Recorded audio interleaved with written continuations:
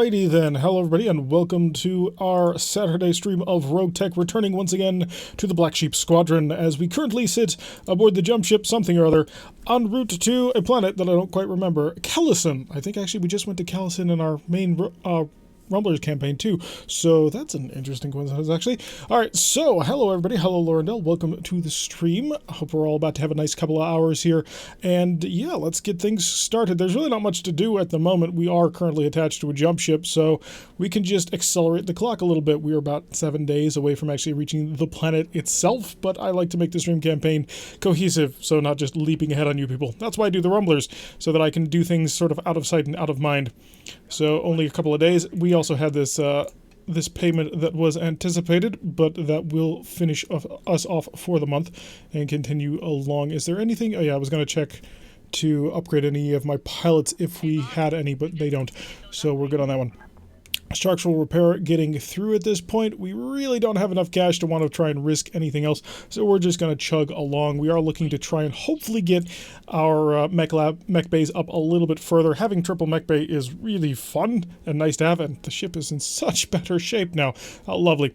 Alright, so welcome to Callison. Let's go turn on the contracts and click away so that it'll actually update properly. We'll see exactly what it is we're about to get ourselves into. So a decent number of contracts here. Actually kind of a little bit lower than the level that I was kind of anticipating. I do need to remind myself that the Black Sheep aren't quite as far as the Rumblers, but even so, I do anticipate that a 2.5 skull is something we can take. Unfortunately, they're both ambush convoys, which is terrible. However, he does his own stunts, which we could grab real quick, and aggressive negotiations. Oh, okay, so we picked up a nearly $1 million aggressive negotiations contract, and a 417 salvage, he does his own stunts. That's actually really nice. Okay, so we have a way of getting a pretty solid foundation going on here. So let's go take, he does his own stunts. I already checked, all of our pilots are pretty good at the moment, so we don't need to worry about them. I do want to pull away the rapier, and picking which one of these that I want to bring is a little bit difficult. Obviously not going to be bringing the rapier. The rapier is cool and all, but Arbiter's better, even though Arbiter has a little less actual firepower. It's just a much faster, nimbler, and more aggressive thing. Hello, Raider. Welcome to the stream. Why did you ram our heavy cruiser into an asteroid? For reasons that had to be done for the good of all peoples everywhere in the universe, clearly. Alright, so Punisher in the Trebuchet, Black Sheep in the Crab, Flatline in the Hatchetman, Apex in the Arbiter. Let's rock and roll with the good old-fashioned Lance. Hello, Simbri. Welcome to the stream. So we're going to bring our good old solid lance that we've had since pretty much day one. It's highly modified since day one, but these are all starter mechs that we had to begin with. That Arbiter has proven to be rather decent. It's survivable at the very least, to a certain extent, although it did take a pretty nasty hit that one episode, didn't it? I think it did. It took a hit, didn't it? It wasn't the fact that we just decided to take it in for a total overhaul and refit. I did notice we put a rocket launcher on it. I'm not quite sure why we did that. I'm going to assume that we put in a new piece of light technology of some description, either some sort of light gyro or it couldn't be a light engine because it's already got an XL if I'm remembering this thing correctly. So I do want to get the new Clint going because I want to see what mortars are going to be like. Granted, all of our mortar shells are reasonably conventional, so I'm not anticipating being able to drop mines on top of anybody, but also at the same time, it's not exactly the best mech we've ever built. It's really just an excuse to put a mortar on a mech and throw it out there. It really needs double heat sinks. It has an alpha strike of 70, I believe, and it's currently got standard heat sinks for sinking of 30, so it has a few problems with it. So we will field it in the right circumstance, but not on the 2-skull mission that is he does his own stunts. Because he does his own stunts, gets a little bit rough with the way that the enemy lances come at us. So we're going to unfortunately have to deal with that. Now the upside is we are fighting the Lyrans, and the Lyrans tend to have quite a few mechs that I'm actually interested in stealing. So if he does his own stunts, comes up with a pretty decent 55 or 60 tonner, we might come out with something really good. Although what 60 tonners would the Lyrans field that's currently available? Enforcers would be Davian, I think. And that's not even a 60 ton of them. Alright, so, oh, lovely. So it's this map, which is a fantastic map. We spawn here, enemy forces here. If they got a white, they're going to jump up to here. And then you fight your way through here, and it's compartmentalized between all 3 lances if you're quick enough. So, very happy with the map selection at this moment. How far is the jump? The jump is out to here or up here. And the sprint is not much further. Do you have any activated equipment? You don't. So you know what? I'm actually going to take that jump. We're going to go high and look down on the enemy. We don't see anything, but that will put Apex in a position to outflank and kill people, which is, of course, the goal. We'll get the Hatchet Man. Do you have anything? I think I blew up your supercharger. Yeah. So we'll just get you sprinting as slowly as you go. If we can get it within range, we can do a lot of damage. 199 damage with that melee attack. He is now more powerful than the Rumbler's Hatchet Man. I would like to point that out. You have several ridiculously fast systems that I'm going to sort of keep offline for now because I don't feel like taking random crits before we actually take contact with the enemy. Once we actually get into contact with the enemy, we'll reconsider. But for now, I'm reasonably happy to have her just sort of walk along somewhat slowly. Enemy lances should be strung out enough in order for us to take advantage of that fact. So I think we're going to have Apex sort of sprint along up top here. It's a little bit faster. There we go. Okay, so we have identified a Savannah Master, which is a 5-ton little tiny hovercraft with a single medium laser, and a Saladin, which is none of those things. Rocket launcher to make sure he dies. Yeah, Saladin's got to die. I got to make sure this thing goes away. Okay, I think that was the right decision. I think we opened up his armor with that, and then the rocket launcher finished him off. Maybe not. But in any event, the rocket launcher is not exactly going to change the fate of the universe all that much, although that AC-20 that he was holding probably would.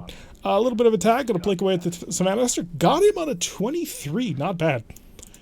And who else is moving up? We need to find the enemy. Nothing in range as of yet. 25% of the enemy escorts has been defeated already, so we do know the enemy is out there. LRMs? Oh, maybe LRMs. If only like 2 of these things hit him, he's dead. Okay, maybe a few more than that. That's a much tougher Savannah Master than I was anticipating. Savannah Masters do not have much in the way of armor. They are 5-ton vehicles with a medium laser, which takes a full ton out of that. So let's see if we can't take him away. Maybe. There we go. Okay, so we killed the Savannah Master. So 2 enemy vehicles before they could even move on us. That's a fantastic way to start the day. What in the heck are you? I saw that. You can't tell me I didn't. A Jaeger tank, really? He does his own stunts. It's apparently now a vehicle rally, which is a little bit irritating. He's opening fire with a whole bunch of machine guns at the trebuchet, mentioned him, but missed with the medium laser, which probably would have done most of the damage. No, seriously, what the heck happened back here? There's something crazy going on back here. So we're going to hopefully kill the J. Edgar. Not with Apex, of course. She is not interested in such lowly pursuits. She'll stay up high and just mess with people. ER medium lasers, not too terrible shots, and we did get the tag on. Did not manage to hit him with the haywire, but that's okay. I could go up and stomp on you, and 50% for 90-ish damage. Well, closer to 198 damage, so that wouldn't do nearly enough. Can I get a side angle shot on him? I can, it'll be right there, and we'll go ahead and take that. We've identified a Scorpion. Well, color me as incredibly disappointed. I was looking forward to a heck of a lot more than that, but apparently it's not to be. Enemy turn gets to move. Is that going to be the Scorpion coming at me? The terrifying, death-defying Scorpion. I wouldn't even be all that concerned putting my back towards it. A 59, jeez, this tank is... We're having an awful time hitting us. But we did manage to crush him anyway, so he's currently out of the fight. We did save his weapons, which will be okay. It's not a big deal, but every little bit will help on this mission, because apparently we're not going to have any real good salvage. It's actually rather stunning, because this is the entirety of the escort. Normally there's a reinforcement lance, but I doubt it's going to show up actually at this point. This has been a total milk run. And here I was coming into this mission expecting some sort of danger. Couple of SRMs managing to hit the Hatchet Man, but who cares? At the end of the day, you're a Scorpion. You don't have that much firepower. Apex, come up here. Yeah, you're going to be shooting it from on high. It's going to be beautiful. Oh, look at all the green numbers. Lovely. Blow them apart. It's entirely possible she could, but she did not. Came very close to it, though. Alright, will Flatline have the range? Flatline does not have the range. Even if Flatline sprinted, he's actually a single tile away. We need to get ourselves some sort of supercharging device. There we go. Knocked him out. Okay, so that apparently was the entirety of the escort. Yeah, I agree, Laurendale. This is ridiculous. Where is the enemy? Where is the 2 to 3 heavy mechs that they were throwing at us back in episode 2 of this series? Oh, what was it? A champion and 2 others, wasn't it? And I wanted that champion, and we took it for, we took that mission for cash, if I recall correctly. I didn't know exactly what is in RogueTech, but the Lyrans would be fielding quick draws, riflemen, Ostrox champions, and some salvage dragons, and salvage clan mech in the 60-ton range. I doubt we'll run into the clan mech just because of the way the difficulty works, and I don't believe any of the Osts mechs are in the game, but for the rest of them, yeah, those are all in. Although I thought rifleman was a Davian thing. Like, they have a super hard-on for the rifleman. Because, what's it, Hans Davian is, like, totally obsessed with the mech. But yeah, there's none of the Ost scouts, but the rest of them could show up. Well, I doubt we'll run into a dragon. Just because, you know, we're nowhere near Kurita at this point. We're heading definitely down south. We're heading south in both campaigns. It's a little bit weird. It's all over the place. Yeah, I suppose. Davey just has the most of them. Okay, yeah, that makes sense. I mean, they were a super common Star League mech. And before that, they were a... What was it? There's a 55-ton version of it that has PPCs, which is fantastic in tabletop. Just saying.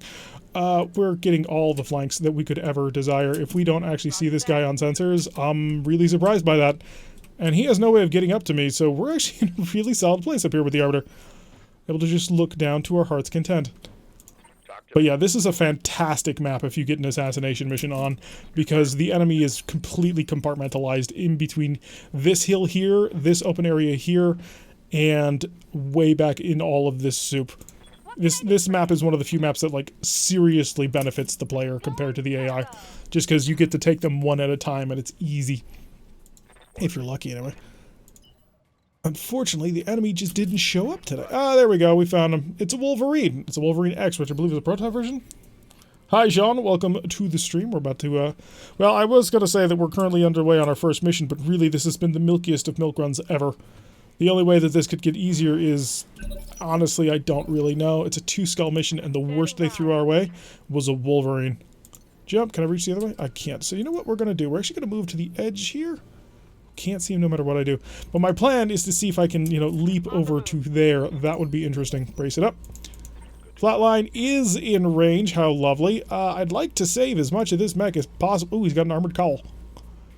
So he didn't actually take additional damage. He just had extra armor. If I hit him in the back with 65, yeah, we will basically cut through any piece of the mech that we hit. Even if we hit the CT, we'll just butcher him. I really don't want to risk it, so I'm going to go for a side attack, even though it has a high chance to miss.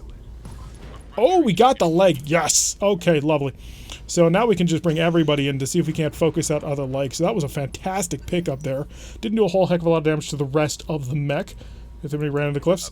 Oh, yeah, he's already done it. Take a shot from up here. That's going to be beautiful. How about if I went for dead fires? Would you give me cool stuff? Not hot loaded, please. Dead fire would be 90%. I lose a lot of accuracy. Do I need it? I kind of do. Just to sort of ensure a kill on this one. Because I don't want to overkill. That's the big problem here if we do too much damage. We know what? We're going to go for dead fire. It's a lot of missiles to be chucking at dead fire. But if we're lucky... okay, we're not as lucky as I would have hoped. But we're working on it. And get another angle on here. We are running through the rough terrain, but that's okay. I could go for headshots, but I don't have a weapon that can really break the head of this mech. Alright, enemy gets to stand up, wobble around, and hopefully we can hack off his other leg, actually. That's the ideal goal here at this point. What you gotta do, he's gonna back up slowly and fire everything he's got into the trebuchet, which granted, he had a whole lot of shots, and he even managed to hit us in the head for 15 damage. You know, not terrible. Apex, you got a shot from you? You do, but it's obstructed. How about if you jumped? Ooh, here's the problem. If I jump behind him, I can't... Actually, no, we can just shoot him in the back to make him unsteady? How about if I hopped here? Yeah, we want to be a little bit closer than that. Copy that. Bounce. Hello, we're being jammed by his ECM. That's fascinating. Hit him with a haywire if you can. A whole bunch of shots onto his back. He actually managed to shoot it down with his AMS, which was pretty impressive. Okay, so he's already missing one leg. Fire and flames, it appears. So we do need to be on the right is left, of course.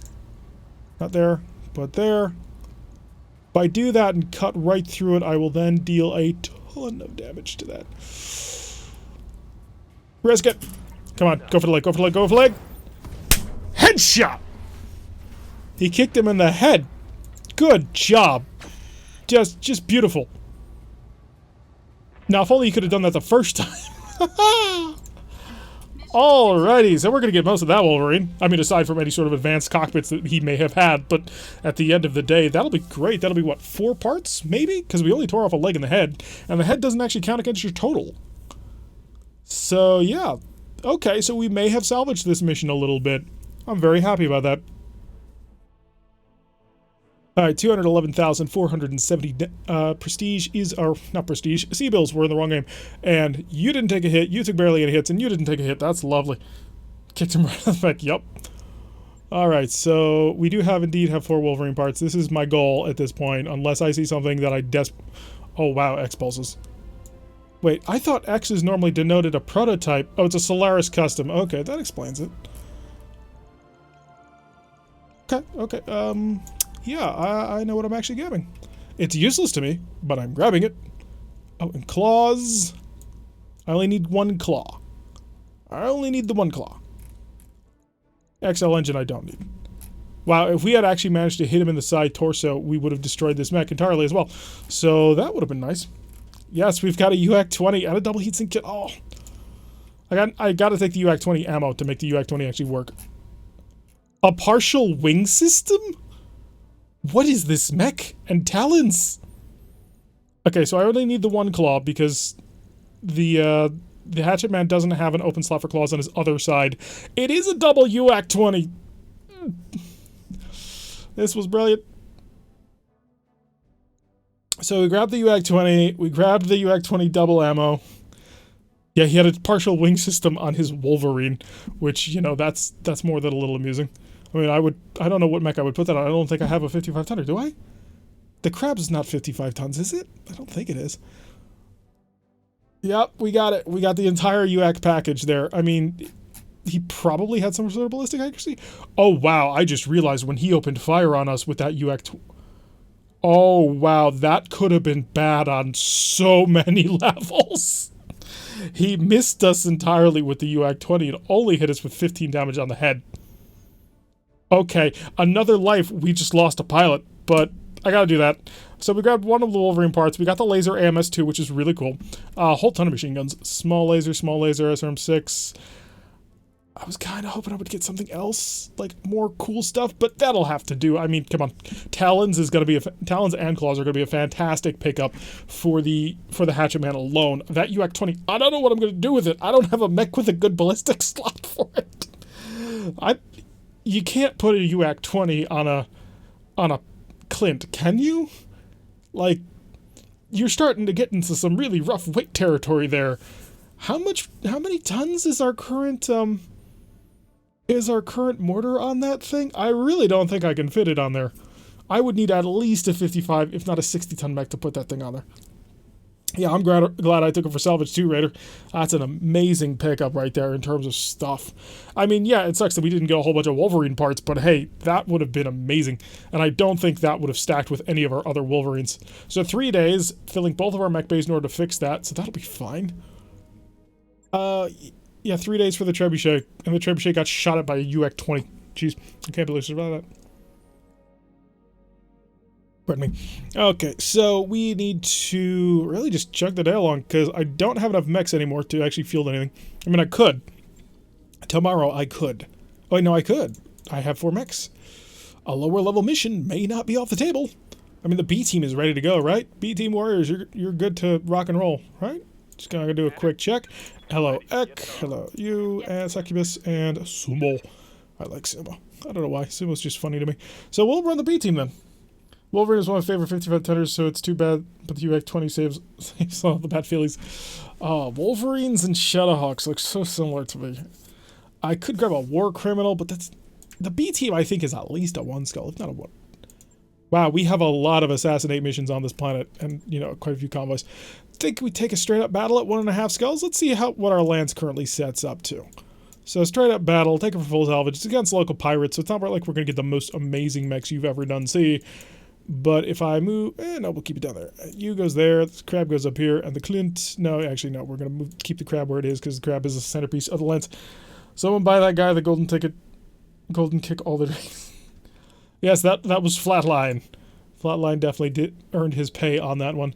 Alright, so, of course, we need Succubus to take the Crab. Sumo is in whatever melee mecha we have, but we don't have any right now. So we'll sort him out in a second. X going to be in a Clint with a mortar. It's going to be hilarious. Popo shall go in the Arbiter, and I guess Sumo is in the Rapier. Alright, piloting. Apex may not appreciate me for putting in the least piloting guy into that, or the least other stats guy into her mech, but she'll deal with it. So yeah, I don't know what I'm going to do with that UX-20. I don't have a mech that can take it right now, but it's a fantastic pickup. I love lots of rapid fire cannons. I'm a huge fan of racks. ultra autocannons. Regular autocannons in large enough numbers. But I'm a ballistic guy, what can I say? If I could put a UAC-10 inside of a champion, I'd be a happy camper. And you can, by the way. So, although normally in tabletop I like to put a Gauss rifle in it, because a Gauss rifle is just so good. But anyway, we're not talking about tabletop today, we're talking about RogueTech, because that's what we're playing. Oh, this is a very beautiful map. I'm probably going to someplace with oceans. So, scouts, private military organization, going to blow a whole bunch of stuff up. We really don't care. It's going to be a light lance followed up by potentially a heavy lance. So, if we do things reasonably good, we should be fine. The Clint has just a metric ton of ammunition on board, so I'm not worried about his cannon running dry. I am worried about his cannon exploding, but I do believe I put in a case into that shoulder. But if it explodes, he's going to have no weapons left because all of his arm-mounted weapons are taken up and they're all on the one side. So, not great. Although I think I can switch the tagger over to the other side, and I should do that soon. Alright, enemy lance in the region. Let's go find him and kill him. Watch your sight lines. Alright, so... Ooh, we got one of these maps. Is this... Oh, wow, this is a tiny map. Let's get ready to rumble in tight. A shame we don't have the Hatchet Man. I am now regretting not picking up the Hatchet Man, because look at how small this map is. Wow, okay. Let's keep on the move and nimble then. Eck. How fast can your mech move, by the way, with all the stuff?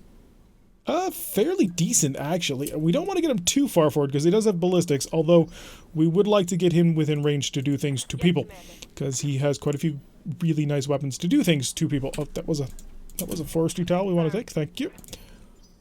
Looks like we're going to end our turn completely inside the forest, which will give us a little bit of damage reduction when we actually run into the enemy, should they show up now. Raven and Arbiter hanging nice and close. Which, are they just not moving? I mean, I'm not opposed to that plan that they may have. Yeah, we'll risk it. Still no target. Okay, interesting problem. Are you guys actually going to show up? Again, not opposed if you decide not to. It just would seem a little bit weird. Alright, we're going to run right in. Ah, there we are. We've revealed everything. A javelin, a fire javelin, a Jenner, and a Spider 5K, which I believe is the machine gun version. Accuracy, nothing to write home about on any of them, so which is the one we could kill the easiest? Probably the Spider... Oh, no, javelin probably has... Ooh, how do I know this one? You have... What kind of active probe do you got? Warfare Suite? Wait, seriously? You're a Warfare Suite and you got this much info? That's rather terrifying to me, actually. We want to kill the javelin, then. Snub-nose PPC. Yeah, he is the machine gun version. And you are the large laser, medium laser minuses. So, hopefully, we'll get lucky. Lob a couple of listen kill SRM ammo at him, and we've weakened his armor pretty decently. We've managed to get a good hit with, say... Oh, I don't know, a Clint that happens to have a mortar. If I can get a direct line of sight, actually. Never used mortars before, so I'm not quite sure how they'll work. I mean, I know that they're indirect fire based on that, but we'll walk to preserve accuracy. It's a 56% chance with the acid mortar. Okay, the guided mortar is a 63, and the airburst mortar is a 56. Guess what we're using? Let's see, that's 7 damage, 4 damage, 8 damage. I think we're going to lob some guided shells on this guy. Okay, we spread it across the mech.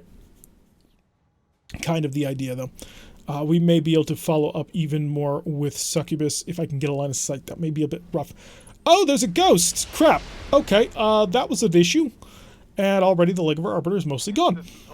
So, yeah, that's actually a fairly decent scout lance. I'm concerned on several levels. If I took a line of sight of him, I'd have no accuracy because you can't hit ghosts.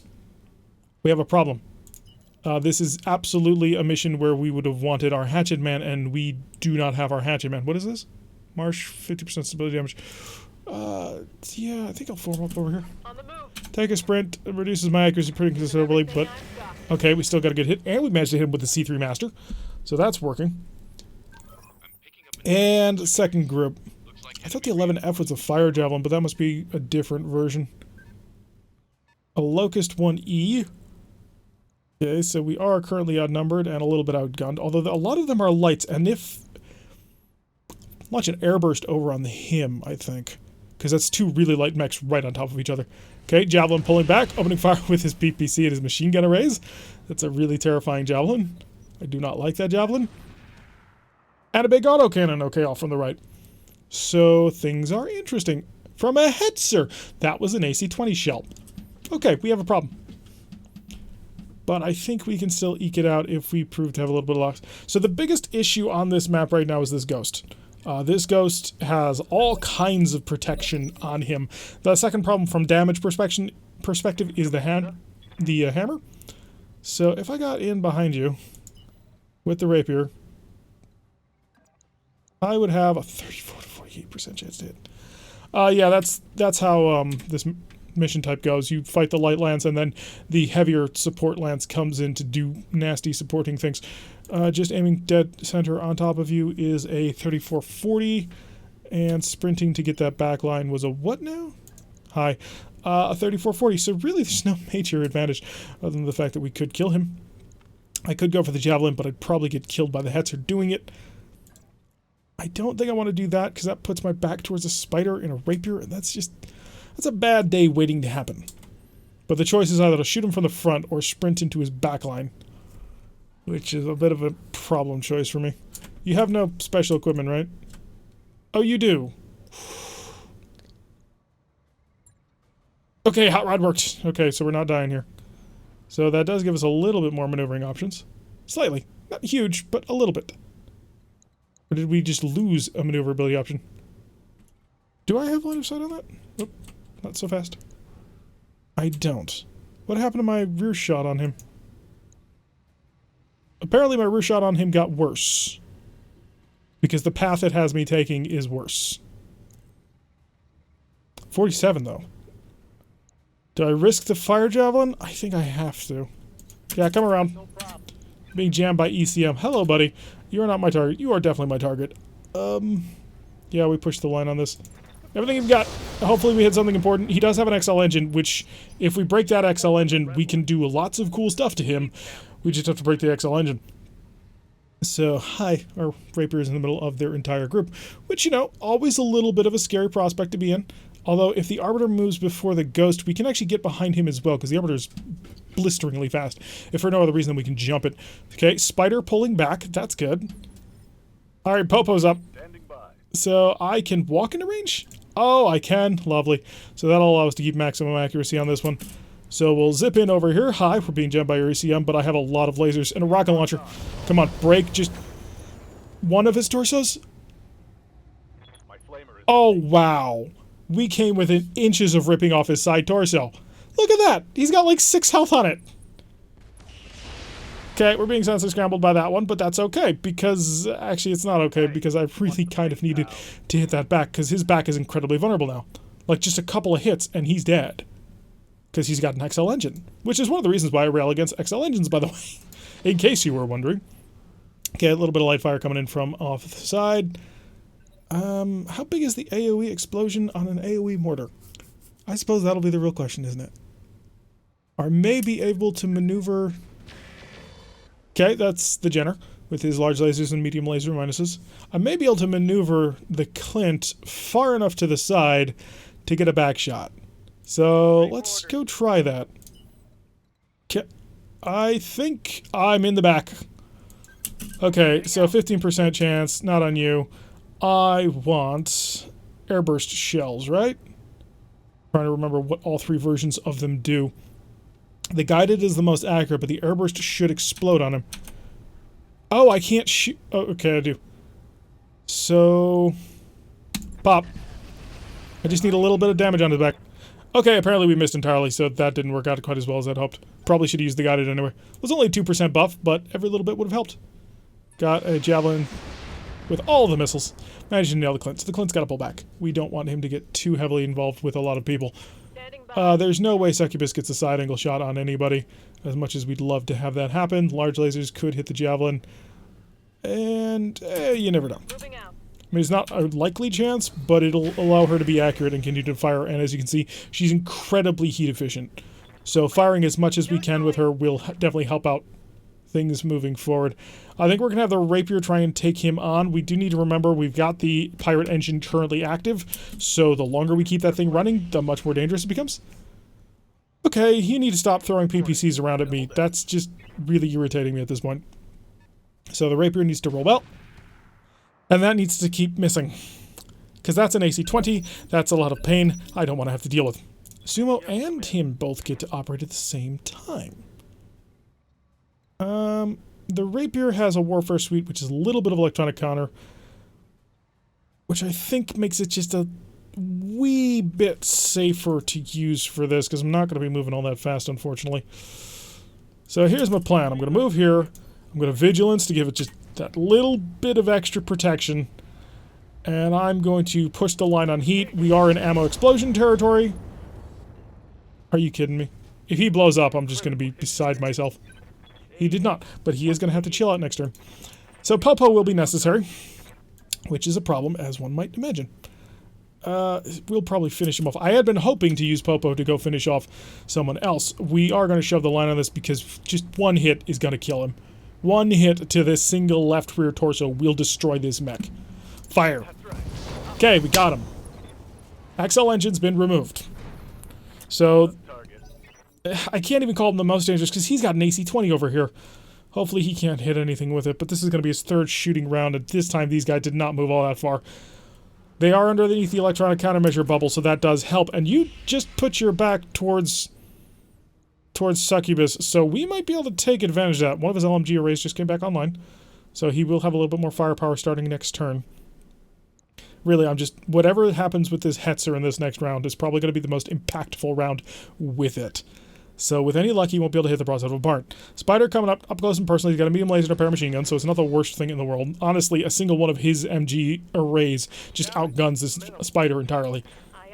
Okay, so we can get around to the back. Can I not have to sprint to get there? Right there. Beautiful. Am I in water? It doesn't really matter if I am or not. 70% chance, come on. I think we managed to miss most of our heavy weapons, which is unfortunate, because if we had managed to hit, that probably would have gutted the Javelin entirely. Alright, so really, whatever the Hetzer does is going to be very, very painful on several levels. Is this Javelin going to continue to engage the Clint? I think he is. We'll pull back, get a little bit of protection behind this thing. But having taken out... Ooh, that's the other big thing about having taken out that Ghost. He was the source of their electronic countermeasure. So after this turn, because I believe it lasts until the end of the turn, even if you died, after this turn, we should have a much better shot on these guys. Because his ECM will no longer be protecting him from locks. Ace Pilot from the Locust going to be moving over towards Ek. But we're going to swing Ek wide, I think, and just run away. Leaving it a side shot. Yeah, 50% with a mortar using airburst mode. How about we bring it in for guided? Yeah, that's much better. Shut off the medium pulse that has no chance in heck of hitting. Keep our heat under control. Open fire. Lobbing a couple of shells. Managing to get a couple of good hits on him. Blinking away, starting to weaken him so that he will be vulnerable to follow-up attacks from other people. The Hetzer has maneuvered into the black and... What are you doing, Hetzer? Don't engage anybody. Just hide. You know you don't want to do anything. You're terrified. Okay, he didn't engage anybody. Rear attack coming down. Luckily, every single shot managed to miss, thanks to the fact that he jumped, and he's probably not the best pilot in the world. And his heat is critical, so we can take advantage of that. He did avoid the shutdown. No, there's the Hetzer.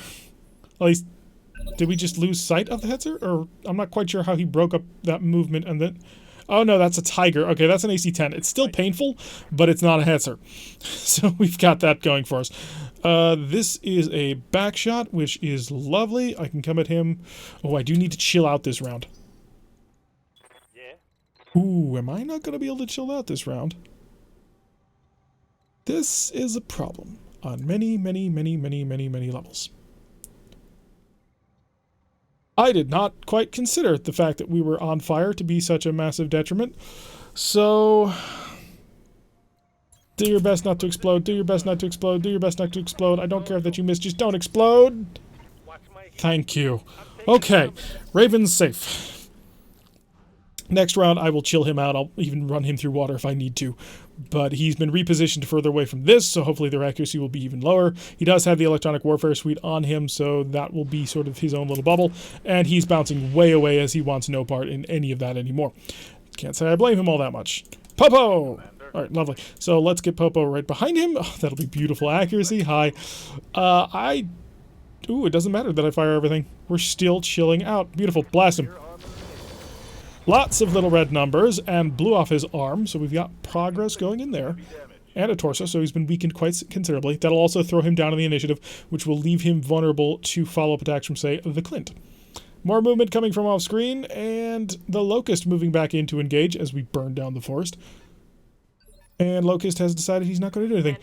I'd like to engage the Jenner as well. Do I have a shot from here? I do not. I'm going to have to move just a little bit in order to maintain accuracy here. A shot from over here would be 63. From over to the side would be 50. And actually, do I have a shot? No, I don't. I've got terrible accuracy way out there anyway. And a shot from a protected location could actually go here. 56.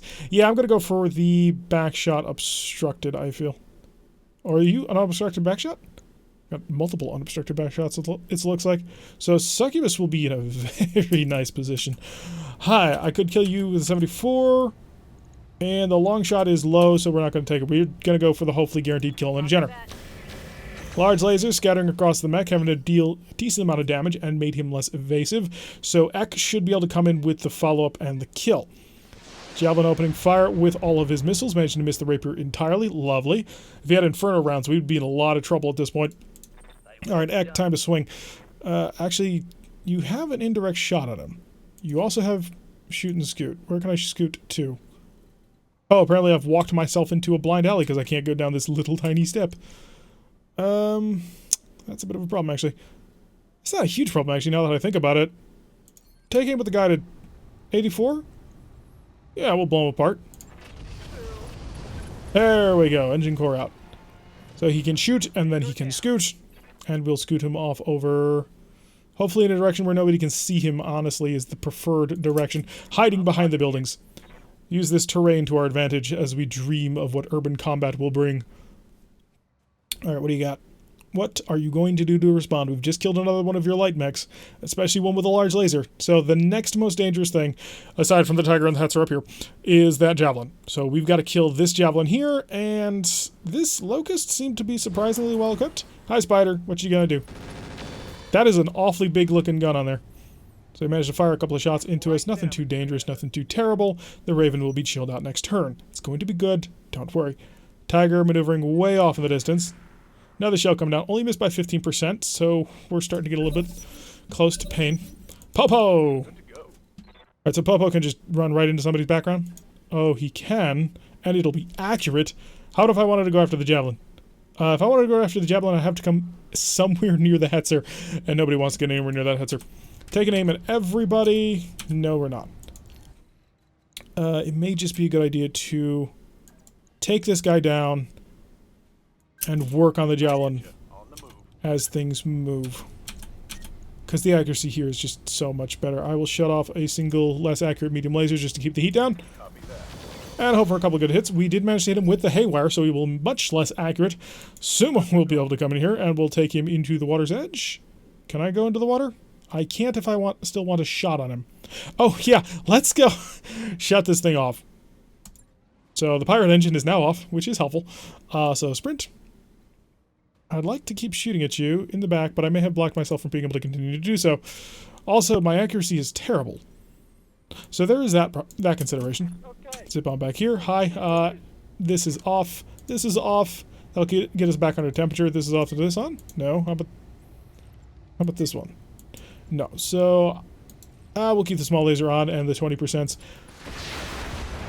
Okay. Doing a little bit more damage, scattering across the spider. Not the worst thing in the world. Worst comes to worst. Actually, we can probably get the crab up in there. He's almost unsteady.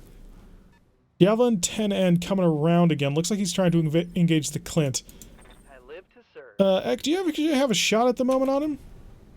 13%, 22%. A little bit better than that because he's got pulse lasers on target as well. I kind of want to get a direct line of sight on you. Oh, I can get a direct line of sight on you. Interesting. If I came over here to do that, what am I looking at in terms of accuracy? 43 on that guided mortar. Jeez. That is more than a little ridiculous. And if I came just a little bit closer, 15. Yeah, I think I want to guided mortar this. But I would be placing myself reasonably vulnerable to the rest of the universe. I think I can work with that for now. Okay, so medium pulses to off. And Taggart off. No, we're going to be heating up just a little bit anyway. So next turn, he's got to chill. Managed to get a couple of good hits with the mortar. His heat is up, so he's now got to move out of the way so he can chill out. He's got a whole bunch of buildings he can hide behind, so that's not a concern of keeping him safe for the foreseeable future. Unfortunately, he didn't do enough damage. I was hoping the mortar would deal a little bit more stability damage than it did, and because of that, he's not going to be unsteady when the follow-up from Succubus comes down. They're starting to build a lot of mechs up over here. Although, them pulling back half of their mechs over to that location is not the worst thing in the world. And really, it's all going to come down to what this Javelin decides to do. Because his snub-nosed PPC could really ruin my day very quickly. Oh, he's going to punch! And he's going to miss that punch, too, which will keep him relatively high on the instability, right? Yes, it does. Okay, even gives him a free pip. Oh, but you're overcooking, so you're not going to be able to take that free shot. That's probably why he did it. Because I don't dare have a second round of shooting at overheat. The first one is free. The second one, not so much. So if he explodes, he'll lose the mortar and half of the mech right there, because I didn't have a case 2 to throw on that mech. Although I may pull off the AoE mortar. I'm not quite sure if it's worth it. The guided mortars, though, are really nice. They're proving to be fantastically useful. Yes, Commander. Alright, Succubus, can you get behind him without killing yourself? 69. I love it. I love it. It's going to be phenomenal accuracy right on here. Hello. Kill him. Okay, we missed most of that, but then we blew off his leg. So, did we really miss? No, we missed. We absolutely missed with a whole bunch, but the large laser blowing off his leg was a very big help to us. We will be able to basically just take control of the engagement there. As long as, of course, that Hetzer doesn't kill us, which it could, because Hetzers are terrifying. Move into the water. That might be the best strategy moving forward. So, hi, gotta pop into the water. Gotta take aim at your legs. Turn on the ER. This will chill us out. Okay, spreading damage all over the mech instead of concentrating it like I kind of had been hoping to do. And the Javelin is rolling back in. He has realized that he needs to get back involved in this combat. Now, we are going to focus on the Javelin. The Spider is incredibly vulnerable right now with the way that he's currently set up. But I've got to take shots here. So we're going to go all the lasers on. We're going to go for the leg. If we kill him... Oh, crap. No, he doesn't... I keep forgetting Sumo doesn't have shooting scoop. He's back up over heat. He's currently not moving, which is very bad. So, Ek can't do anything this round, except look mean. Turn off the mortar. Keep the heat under control. Pulse on. Turn the tagger off. Tagger off, pulse on will work. One pulse laser. Miss. Hit. Hit. Structure exposed. Okay, we managed to fill up his stability bar a little bit more. I doubt that we'll be able to then come in with the crab to kill him. But I can dream, because if we kill him, we take away their sight on us, which will hopefully save our other mechs, which, you know, could be very useful. I think it's time. 10% on the mask, 10%. Yeah, turn that mask on. Mask is on, which gives us all the maneuverability that we required to be able to slip in behind the enemy. 74%, kill me a spider. Okay, that's some really good hits, but it's not a kill. Which I kind of needed. And out. We can't do anything at this point. We're going to have to turn the mask off next turn. Machine gun fire coming into the back of the crab. Also managed to hit us with the medium laser, so a little bit of an ouch on that one. And I do believe they're still going to have sight on the Raven, which didn't move. Ek is up and ready to rock and roll. Are you looking at him right now? You are. You don't say. Oh, wow. That is ridiculous accuracy. Let's cook. Just a wee bit. Do I have to risk cooking that much? Because he only gets rid of 30 heat a turn. Let's only cook that much. And is he dead? Well, he's broken most of his stuff, but he's not yet dead. But we're working on it. You know what? I'm going to move slightly to the side. We are still covered from the back using these big old things. Not quite sure what they are, but they're very useful to us in order to hide from the enemy. So we have damaged him pretty severely, especially from the back. And look at what we did to this forest. Just burning it all down. Okay, get our sprint on. We do have a shot right in on his face. We're going to go take it because he's got basically no armor. He's a spider after all. And we have an okay chance. Oh, not a very good chance to hit apparently. So we managed to hit him with the gyro crit. But it's not going to knock him over, unfortunately. If Sumo moves fast enough, we might be able to get something done with this. But it's going to be interesting. Sumo is going to be ready in time. Okay, lovely. So let's go sprinting around the corner. Hi. I did cook myself last turn. So I'd prefer not to be cooking myself this turn, although it may not be able to prevent that. Yeah, if I want a shot... Oh, nope, there it is. Okay, that's our water movement. Hi. I need to shut off something. Small laser? Small laser will do. Everything else, kill me a spider? Spider's dead. Okay, good. So the first lance is down. We haven't actually got any armor penetrations on our mechs just yet. We are going to a second lance now, which does contain a tiger and a hetzer, which is more than a little scary. So do I have a good angle to shoot at this guy? Because I don't think he moved all that much, did he? Take some long-range shots. Oh, we should turn off that mask. Someone needs to remind me to turn off the mask soon. Did manage to hit him with one of our large lasers. 24 damage to a locust is not a small amount of damage. He doesn't have enough to begin with, and that came really terrifyingly close to blowing the head off my mech. So let's avoid that hetzer moving forward. Okay, Popo. Let's get you on the move. Your heat under control, which is good. But we don't really have a great angle here.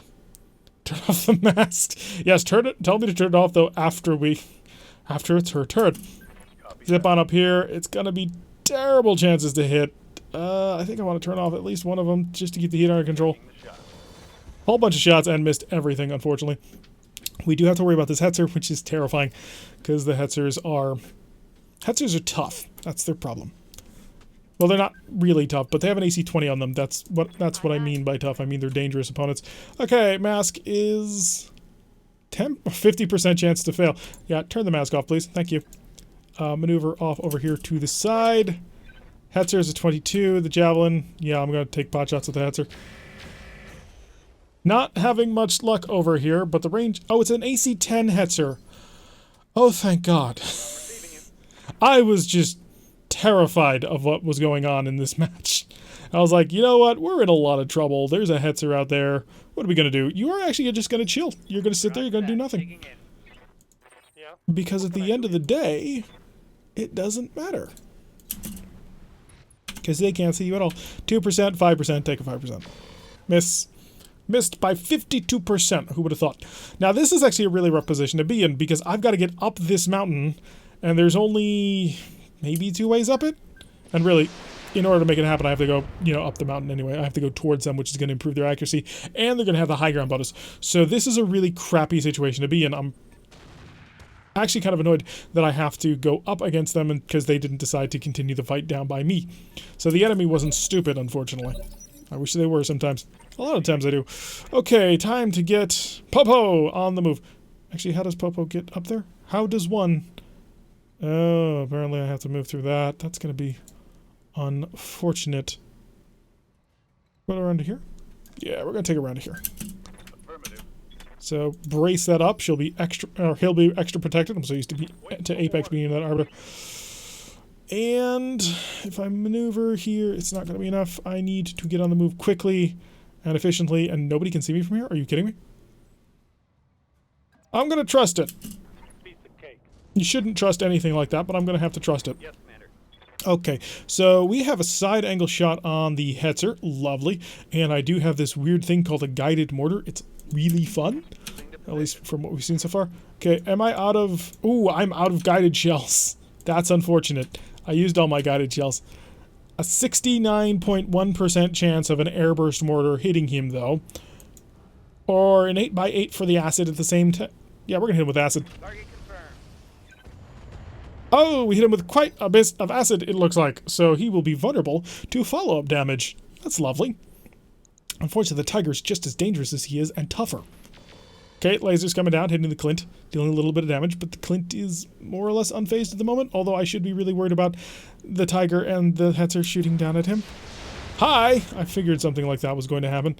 He's got jump jets, he's got fairly decent SRMs. It's a rather lethal combination, if I do say so myself. And I have... do I have a side angle shot? I do, if it's... Where is that? Open, there it is. 43, we're gonna take it. Move over a little bit to the side, take aim. That's a good hit. 36, structure exposed. He's now vulnerable. If I manage to hit him with some acid ammo, it might cause any more damage. That's what I was a little bit afraid of, but hey, we're alive. And Sumo might be able to move right over here and blast him in the leg, blow him apart. Hetzer! That's 60 damage that Hetzer potentially has. Popo! It's time to engage. At maximum speed, if you don't mind. That's the movement, I suppose. Zoom. So we've stacked up 3 evasion. Oh, it's such good accuracy. And on you, almost as good accuracy. How much is his forward armor? 170. Oh boy, we're gonna have some difficulty taking care of this. Really, we need to hit everything. So we're not gonna be able to kill him this round of shooting, which is unfortunate. But we can weaken him pretty okay, so sort of. So he's down to, what's half of 170? Half of 17, half of 18, 85. So he's got 85 health in that forward armor, it looks like. Ek? I'm ready. Would you like to shoot somebody? What if I came over here? Oh, you would? It's lovely to hear. Yeah, there's a javelin. He's been talking smack. Oh, that dagger. I gotta get a double heat sink kit for this thing. Desperately. Acid! And succubus. Now we come in. Now's the time to strike. Do you still have your side angle? You do, but you also have shooting scoot, so that's exactly what you're gonna do. It's gonna be 50%! Miss, miss. And we hit him with the smalls, which, you know, not exactly the most important thing ever. But I suppose it's working. Alright, so the Tiger and the Hatzer are currently staring down the Arbiter, which is a little bit terrifying at the moment. And we don't really have anybody who can support. I believe the Locust is pulling back to engage as well. Probably their best plan at this moment. I was hoping to kill that Javelin, or at least tear its leg off, because tearing the leg off the Javelin would make it incredibly vulnerable. Oh, it looks like they've left you all by your lonesome. Hi. I'm gonna have a decent accuracy even though it's not direct line of sight. Kill him! Or at least blow his leg off. There goes the leg. He's gonna be on the ground, which is gonna mess with his accuracy. Good. Javelin's on the ground. So the Javelins in this match have actually been the most terrifying things at the moment, aside from, you know, the Hetzer when we thought it was a AC-20, but at the end of the day, you still have to remember, an AC-10 is 60 damage, which shreds pretty much all of his armor. Hi.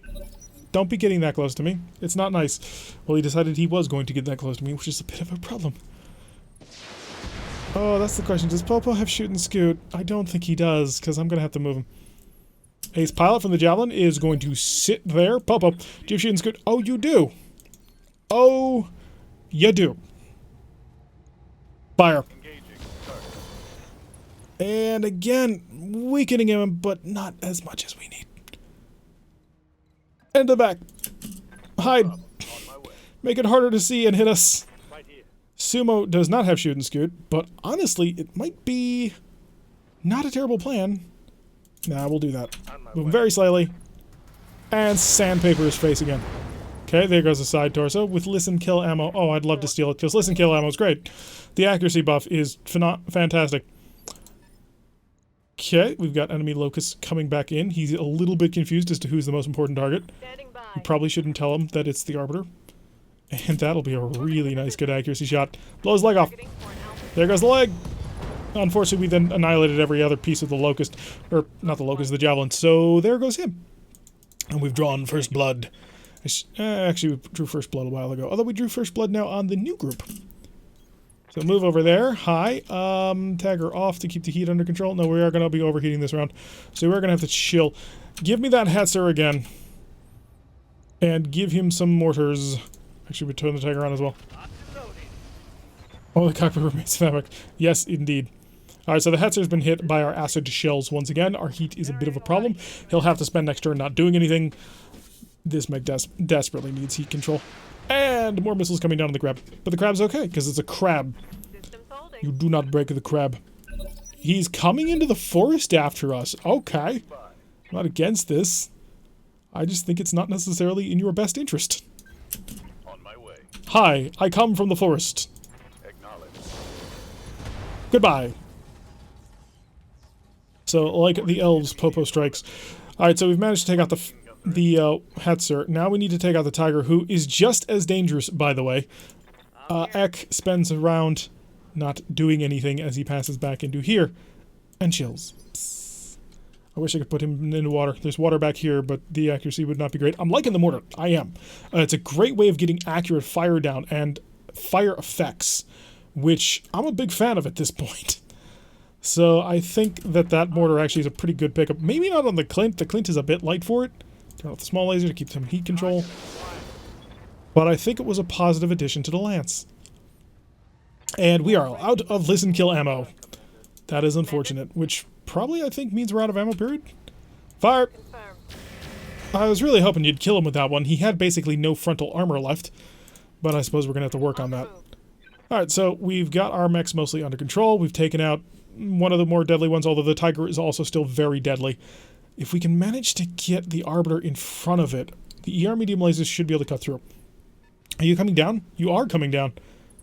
Interesting. Okay, could have blasted us from the side. Fairly decently well-equipped Locust in terms of close-range combat. And what's the Tiger going to do? Tiger's didn't get another shot. Okay, so he did fire on us, but he didn't manage to get the shot in that he needed. Alright, so Eck is up. Eck, I think, will maneuver forward a little bit. Oh, it's a 63. It's lovely. I'm your spaniel. So 63, 79. Oh, I'm shooting on the side. 6 by 8, 8 by 8. Lob them mortars. Ooh, saw penetrating hits. Saw 2 penetrating hits on that one. Cobra strikes. Is that what you said? The Cobra strikes? Oh, that's an interesting one. Alright, come around. Hi, he doesn't have any frontal armor. Goodbye! Nice to know you. Alright, so the Tiger's gone. So we've taken out the biggest threats to us at this point, and now only a Locust remains, which granted, Locusts can be pretty dangerous, but I don't think he's going to be able to stop us. He might, maybe. Ooh, we don't want to run through that heat. We very much prefer not to. I'm going to maneuver all the way over here. The mech is on fire, which is not great. We are... Oh, we still have SRM ammo. Okay, good. I was worried. But it's not listen kill ammo, but...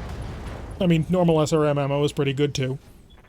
And that does throw us way over the heat because of the fire that we had to walk through. And it's back on to him. What's he going to do? He's got a kick. And he hits us, too, for that kick. That was a good kick. Gotta give him credit for that. Reporting. Succubus, Yes, Commander. would you like to blow him into little tiny bits? Confirmed. Oh, I love the confirmation on that one.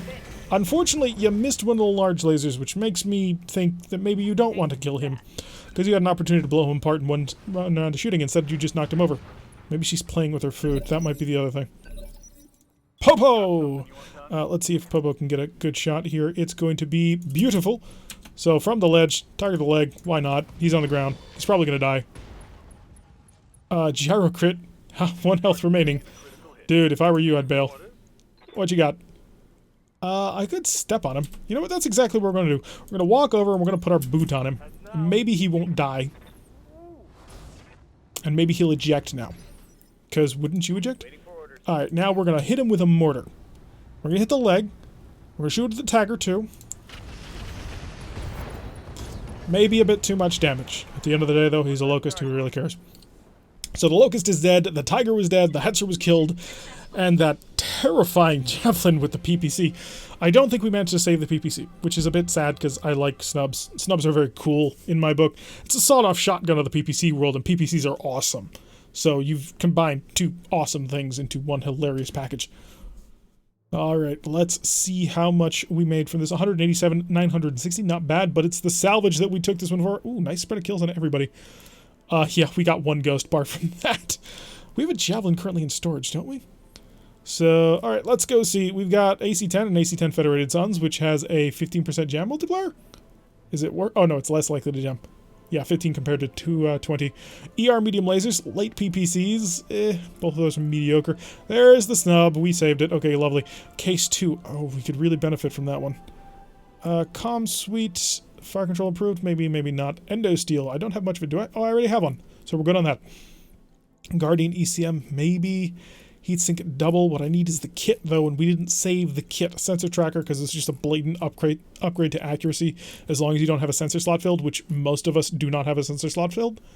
Whole bunch of safe ammo, and LMG HE ammo. 50% damage to structure, but minus 50 to armor. That actually would be really cool in a build that I want to make, but I need to build up the parts in a different campaign for. Double heatsink, I have one. Another one would be kind of useful. The Guardian ECM is +1 defense, electronic. Yeah, I don't think that's going to be super great. I mean, don't get me wrong, Guardian ECM is phenomenal, but I really want to grab this snub. It's not the optimal choice, though. Because what am I going to do with it? I want it, but it's not the smart choice to make. The smart choice to make would definitely have to be this endo steel. But I want that snub. I'm taking the gosh darn snub. It's not an optimal choice. I know that, but I want it. 1, 2, 3, 3 javelin parts. Oh, if we had taken a pair of javelin parts, we could have gotten the whole thing. A locust part, Jenner part. We did get the ghost part, which is nice luck on that one, because I'm very happy to have picked it up. And MML3, not terrible. And we did get one of the to be freely sold internal combustion engines. It's basically just, here's stuff that you can sell for extra money. And to be fair, it's a fairly decent amount of cash. IC engines, they will pay you out quite nicely for them. Even though they're not particularly useful in a universe that has fusion engines, although there's a reason why certain things have them, mainly because they forgot how to make fusion engines, although by this point in the timeline they've remembered again, so there is that working for us. So, not terrible. I mean, the A-Team probably would have done it a little bit better, but then again, the A-Team would have had better mechs for it. The A-Team would have had the Hatchet Man to cut that ghost apart. The A-Team would have also had, what else would they have? It was the Hatchet... Oh, the Trebuchet. The Trebuchet who would have won all long-range duels. And, close-range duels once they got into Deadfire range. I'm not sure if Deadfire SRM ammo is worth it, though. Alright, war activities. 20,000 for the next 9 days. So we are down for a little while, because we have no pilots and we have no mechs at the moment. Everybody is under repair and rearm. Although the next mission for the A-Team is already solidified. Hatchet Man goes to the top, so the Hatchet Man and the Glint will be done in a day. Trebuchet will go after the Crab. Rapier and Arbiter are kind of interchangeable, but the Arbiter a little bit higher because I like it a little bit more. So 1 day for the Glint, and then 1, 2, 3 days for the Trebuchet and the Hatchet Man. Most of our pilots are about a day out, so that's nice. And what am I currently up to in mech base? Huh. There are some modifications we need to make, aren't there? Trying to remember what they're supposed to be, because we got new components. Oh yeah, I do need to check my storage to see what it is we're currently saving for. So we are on the edge of getting... Wow, nothing? I thought we were on the edge of getting a medium mech. Oh yeah, there it is, the Centurion. So we're on the edge of getting a Centurion, which, not a terrible pickup. It is the primitive version, so that may not stack. We have no heavy mechs, which I assume means we've got a whole bunch of lights that we've got to deal with. We do have a Javelin in storage, which means we're not really interested in getting lights at the moment. What am I currently sitting on top of in terms of equipment-wise that I was going to use for something? Clearly forgetting. Yeah, the UAC and something else. Stealth X armor. I don't have enough component space for that. Internal combustion engine we sell. We do have a light engine, which is nice. Do we double heats and kit? I know I don't. I already checked for that. Oh yeah, the Hatchet Man. He's about to get a massive upgrade, and I've been totally forgetting that. So let's go put him and reconfigure him with all of his cool stuff. He had a spiked fist, but let's be honest, a spiked fist is somewhat disappointing when compared to claws. Although, we've got a bit of a weight problem. Talons on the feet, puts us at 1.45 tons, is a bit of a problem. We also got spiked armor on this thing. He is a beast. I love it. Unfortunately, I'm currently overweight by 1.49 tons, and somehow I'm at a low tonnage level. So there's that. What can I do to make you lighter? Because you need to be lighter. I mean, I could just throw in a ton of patchwork materials, and that may actually be exactly where we go to. He's got his support slot filled. He's got both of his energy slots filled with damage-increasing melees. He's 3 tons over at the moment. His armor's a little bit light. I mean, he's lost some of his leg armor. There is that, but he doesn't have much to go with. I do have a ton and a half in my patchwork materials, so there is that to work with. I could remove the tag, because tag's not super useful, although it gets to swing after he hits people. And he doesn't have any space here or here. I could throw a light engine on him, but that would make him weaker. And I don't much see the point of making him weaker, unless... Oh, that is an idea. Light engine will free up 1 ton. A 265 rated engine core versus a 280. We're looking at 15 versus a... I'm sorry, look at that again. Oh, that's a 250. No, the 280, please. Oh, the 280 fits? Okay, so the 280 makes me move at... What's my current movement? 12.7. The 265 is 11.7, so I gained 1 sprint. 300 rated fusion core would put me overweight by 2.38 tons and give me 12.8, so it would give me a small walk increase. I would like to do it just in terms of being able to keep the speed going, because high speed is very helpful in a melee mech. Do Talons do anything for speed? Accuracy, death from above, additional damage, additional base death from above damage, weighs, stuff. 2.3 out of 10s, I can't quite manage that, but the 280 gives me one more movement. That ups that to 5 days and it's 500,000. So he would be out for not quite some time. He'd be out for 5 days. It also makes him a little bit weaker. Just a little bit. So go there, and that maxes out my tonnage. Okay. I think we do that. 6 days. Will increase his firepower pretty considerably. Not hugely. It is only a single Talon. But that will give us a nice engine. Oh, the 280 engine's a really nice fusion core. Yeah, we're going to put it into him. I'm going to have to figure out a way to get that 300 in there, but I'm not sure how we're going to do it. 20 days away from the deadline, so one more day. Okay.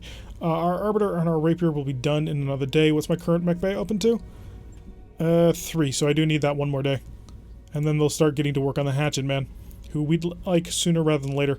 Quick check of the A-team of the barracks. Or the cockpit. Oh yeah, already read that. Good. We have managed to level up a bit. Max evasion or overheat threshold. Her mech is chill. Especially on this planet. We don't need the overheat at the moment. Ek is fine. Punisher is... gets that piloting as well. Training complete. Apex. How you doing? And Flatline. Flatline's getting ready for another gunnery boost. That I keep denying him. Because he doesn't really need it. So I'm going to keep saving it. Succubus can pick up her tactics, which is huge. Probably shouldn't be doing this because it's not optimal. You want to save your upgrades until the very end. Sumo is in a similar situation, although he has been dragged into closer range combat anyway, but he's only 2,000 away from being able to gain his next level of piloting or tactics, which would be a little bit more helpful in my book. Alright, let's go grab a contract. Let's go see what we can do with things. War Criminal would be a fast pickup. Don't really think it would be anything special. Insurgent Leader is rough. I'm going to want the Hatchet Man on that one. Clean Out the Mercs is a straight up battle. We can grab that real quick. Planetary Government versus Planetary Government, so it doesn't affect anybody. Really tempted to actually bring the B team just to sort of fill that out.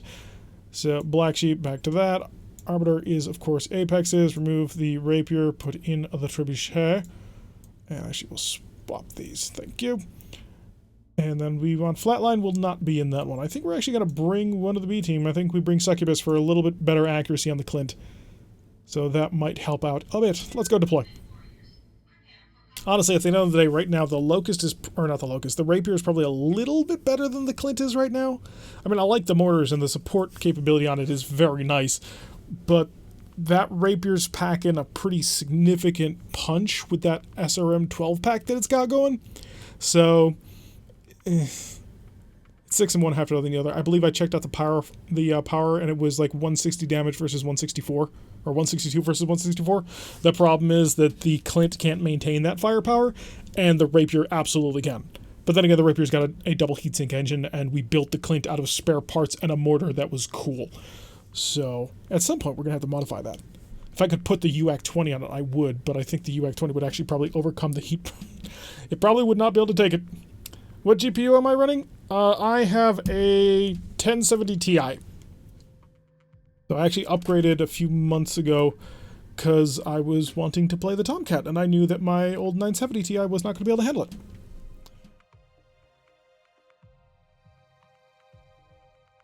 But yeah, so the Clint is very much a spare parts mech. I would like to sort of mess with it a little bit more. A lot more. Or put it, better yet, on a better chassis. But then again, if I had a better chassis, the UAC-20 would go on it. Although, that mortar is really accurate. I don't know what was going on, but it was consistently being able to nail. If you were with the line on sight, it was above 50%.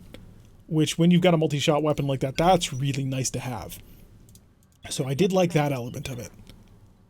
So it needs a double heatsink, though. Desperately. Because the lack of the double heatsink kit really keeps the temperature way higher than it otherwise kind of should be. And if I did have a double heatsink kit on that, we could actually keep it much more aggressive because it'd be able to use the medium pulse lasers it's got on it. Although I'm not convinced that the medium pulse lasers are a great idea. They don't really mix the ranges all that wonderfully. Alright, Apex, let's keep you on the move because we know how this map goes. These guys spawn and then the enemy spawns over here. So we're just going to run... I don't want to go right in here because they tend to spawn right there. I've got something. You apparently do not, but okay, we'll go with that. So they don't all spawn up here. There is that working against us. So the enemy, I think, will spawn either next turn or the turn after. They're all going to be up here. It's painful. Because then you're pulled in two directions. Oh, I do have a target. Okay, what are you? You are a Clint. Of course you're a Clint. They're always a bloody Clint. Acid or... I just got finished saying he's always doing above 50%, but... Guided? You know what, I'm going to give him some acid. Even if we hit just a little bit on him. We did hit him. Okay, so he's going to have the additional damage taken from the acid. And he's going to come into view. How lovely. Open a fire, blasting with us. The black sheep rolled way too high, unfortunately. And so she will not be available for the next round of shooting. Punisher, on the other hand. Oh, he's absolutely ready to go. And we're looking at 33s right now. How about if I sprinted to get as close as I could? 27s, and a deadfire would be 24s.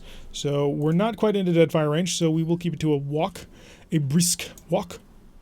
And we'll maintain 33 damage. I'm moving. Or 33% to hit. Roger. And everything gets to fire. Structure exposed already. Lovely. And he is vulnerable. So the follow-up should be nice and powerful. More movement going on off screen, but it doesn't look like they're actually able to support us at the moment.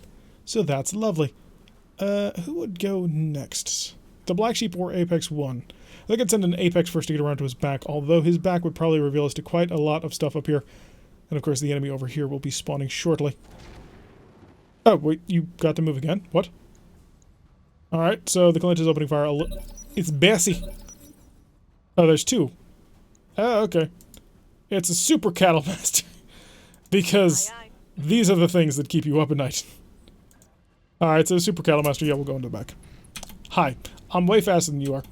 And I can shoot into the back of him, who I believe will be a little bit more dangerous. Maybe at melee combat? Huh, that is a consideration, I suppose. We'll deal with him. Kill him, kill him, kill him. Not quite, but his bashful materials have been destroyed, so he's too heavy. And therefore illegal. Pull him off the board. Boss Cattle Master. Yes, indeed, Bessie is on the field. How would you do against Bessie? You would actually do quite well against Bessie. If I went to Deadfires, 46, 46, yeah, so it's basically identical shooting at this point. But one does more damage. But one has 20% more chance to hit. It's the difference between 25% damage. I also want the instability. Giving him everything I've got. Okay, I think that might not quite kill him, but close. He is going to be knocked down to the initiative, and he is no longer evasive, which means a succubus follow-up is sure to be devastating. Oh, we found another one. It's a raven. Oh, wait, succubus is not in... Keep making that mistake. 8 for 8. We'll hit him with... Mortar guided. 7 for 8. 4 for 8. 8 for 8. Yeah, so apparently acid mortars just do the most damage. Kill him, please. Oh, shoot. Shouldn't have done that. Because now you're going to have to spend like a turn or two not doing anything. And engine destroyed. Stability check failed. He's on his back. Goodbye, sir. Well, you may not actually be dead. We're about to find out.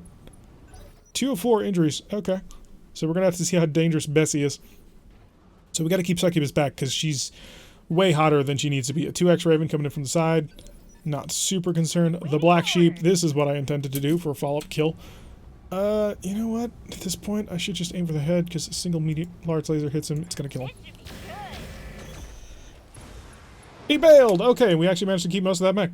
So we're going to get a whole bunch of parts to a Clint. Yeah, let that sink in. Alright. Oh, hi! Well, ooh, that sucks. Yeah, you lost a double heatsink. That's a big... not cool. Okay, and more damage in through my broken back. You jerk! Okay, so we have a problem. We have a ghost. These ghosts are becoming far too common in this map. Or not in this map, just in this end of the galaxy on this planet. Go kill Bessie. Because we've got to deal with this ghost the good old-fashioned way. Unfortunately, you did not kill Bessie, which is a bit of a problem. Although this lance has not materialized, so they may not be showing up. I mean, that'd be great, don't get me wrong. It's just a little concerning because I'm about to put my back towards where they normally spawn. And if they don't spawn, I'm going to be, well, perhaps in about... There we go. Half of Bessie is gone. Oh, good. So he's mostly dead. Punisher. Let's go kill Bessie, I think. 90s, 46s, 27s. Yeah, let's go kill Bessie. Not dead. How are you not dead? I do not understand how this cow is alive. Oh, you missed. Came close, but the crab is just too nimble for you. He is unsettled, he is unevasive, and the Clint is going to do the following. We're going to run with our Clint and be aggressive in, well, basically melee combat. Turn off the mortar. Turn off the pulse laser that's not accurate. I'm going to remove that gosh darn pulse laser. It's 2 tons that I really don't need. Oh, Bessie has no arms. What are you going to do? Bail. Well, he's going to fall over. I suggest he ejects. And 1 of 3 pilot injuries remaining. He's alive, just not much of it. Although, why would you name the Cattle Master Bessie? That just seems off to me. And another ghost? No, the same ghost. Oh, come on. You had to hit the trebuchet. The trebuchet is going to be the one who has the best chance of killing you. It's clearly why I shot it, but still. At least it's only a light impairment because he's only got light PPCs. Do you have a large laser? I think you do. If you don't, that's great because I won't have to worry about you. Apex Legends. Let's go. And do I have a shot? I don't have the shot I want, so I'm going to take the shot I can get. On my way. Double time. Going to keep maneuvering out too wide on him, sort of mess with him as much as we can, hopefully not getting too close. Did haywire him. That will slow him down considerably. I don't know if that messes with stealth either. I kind of feel that it should, but maybe not. Hi, Raven. I thought that. I kind of figured. I was hoping no, but I kind of figured. Please don't. Punisher always antagonizes them. That's why he's here. He enjoys mocking and taunting people who could kill him. Don't ask me why. We're still trying to figure it out. Okay, go for a headshot here. You're going to shoot him with... Do we cook? We may as well cook a little bit. Just get 1 hit on the head and we'll be happy. No. No, you couldn't get even 1. Kinda sucks. Wait, really? She shut down after the first time. That's like an 11% chance to happen. So, yeah, not tremendous. Hi, 59s. Miss, hit, and a little bit. Ooh, that was a headshot, too. Good job, girl. How can I help? Let's keep getting the pressure on. 59% chance to hit despite the impairment. Ooh, 65 with his targeting computer. Hi, have a little bit of fun. We are starting to get a little bit high on heat, though. He's no longer evasive, which will slow him down even more. So he's been slowed down because he's no longer evasive, and he was slowed down with a haywire. So we're starting to control him a bit. Wait, you... Oh, yeah, because he's offline. Done. On the bright side, that will chill out the Clint. So we won't have to worry about chilling out again, because it'll be around where it can't do anything anyway. Gonna come over to kick? Yes, of course. 18 damage, but we're okay. We should survive. We'll turn the mech on. It'll be grand. Also, it'll eat up a bit of fire. Did you seriously just turn your back on me? I feel disrespected. Confirmed. Hi. Got the angle. You have an XL engine and somebody behind you. Are you sure you want to be that cocky? Talk to me. Better. You have the Punisher on top of you. Set these to dead fires. And that'll be a 46. How about if I walked it? Walked right in front of you. It'd be a 59. How about if I walked to your side? That's what I'm looking for. Moving out. Surprise! Aye, aye. So I can do a lot of damage if I need to, and his evasion is gone. We are a little bit over our heat, but we're fine. And we phase gets to move, so it'll probably be him. Hopefully it's not the ghost. I'm really hoping I can shoot the ghost again with Succubus. Oh, not Succubus. I meant... See, he... Black Sheep was offended, and so he got to move. So I was hoping the Black Sheep would get to shoot again and be able to blow his head off, but that's not going to happen. Succubus, turn on the mech. Thank you. Enemy turn again. It'll be that Raven. Yep. Free shots, although did not use this large laser this time, so that works out quite nicely. Do you have an LRM-15 launcher on the Terminator? I have 2 of them. Good to go. He's quite dangerous, actually. He has a lot of fun. A little bit closer, actually. 71s, yeah, that'll work. Hi, I'm being jammed by your ECM, but I have plus 80s anyway. Still managed to miss with a plus 80, but hey, that's not the worst thing in the world. Could be, but it's not. And Bessie. Bessie just wants to antagonize the Punisher. You think one is damaged? Shouldn't be. I don't think we took any damage to it. Standing by. Alright, we're gonna... thought for a second I could get all the way up there. Not even if I jumped. Sprinting. That is the ghost. Okay, so... we're gonna get right behind you. And shoot you in the back. Because it's all the rage these days. All the kids have been doing it. Target locked on enemy's rear. Okay, we've exposed his entire back. So there is that weakness currently operating. And Succubus will be available to lob some mortars. Lovely. Let's get the run going on here. Mortar, acid. Yeah, we may as well lob. We'll keep the medium pulses off because otherwise she will never be able to control her heat. Got the angle. Taking the shot. Okay, acid, engine, crit ×2. Lovely. Couple more crits and we'll break him. And override shutdown is successful. The black sheep. Honestly, I kind of want to just punch him just to see if I can keep things going, but you know what? Let's blow him apart. Can you please stop missing obviously incredibly high chances to hit? I've got your back. Because now Punisher's gonna get in, and Punisher just will not leave any survivors. Roger that. Alright, shirt off. No, they both... oh, one's hot-loaded. Jeez, why do I have a hot-loaded LRM? Turn off the hot-load. Yeah, that could be a reason why bad things were happening. Yeah, if I do this, he's dead. He's only got one, so I'm going to do this, and this, and this, and this. 99% chance to hit. Come on, just one in that corner. Of course, why not take out both of his side torsos? That's exactly what we're looking to happen. Oh well, most of that ghost is gone. 2 pieces, maybe. So we're not going to be able to just sneak in, grab a ghost immediately right off the bat, which would be a nice pickup. It's a 50-ton mech, and we need more of them. Granted, it's not going to have any of its cool ghost abilities, but it's a 50-ton mech. Okay, shutdown override successful, which is unfortunate. I believe the ghost will have a double Heeson kit that I can steal, and we did not blow up his CT. Will you stop? Just down, Bessie. Alright, tons of instability because he missed that. Apex, go just break him in half, please. Hi. Hopefully, oh yeah, I've got to get heat under control again, don't I? Surprisingly enough, you're actually keeping me from being able to do really cool things. Oh yeah, he still has full armor. Yes, Commander. Which is astonishing to me, if I'm completely honest. Come on over here, and mortar off. Medium pulse laser on. Blast him. Enemy outflanked. Bringing the pain. And that's the knockdown. I believe that'll kill him. I think. Maybe he'll have one left. Is that a pilot incapacitated? It is. Okay, Bessie's dead. I hear ya. So we were able to save most of Bessie, apparently, which is an odd position to be in. Hi. Hello, Mr. Raven. Pair of 50s.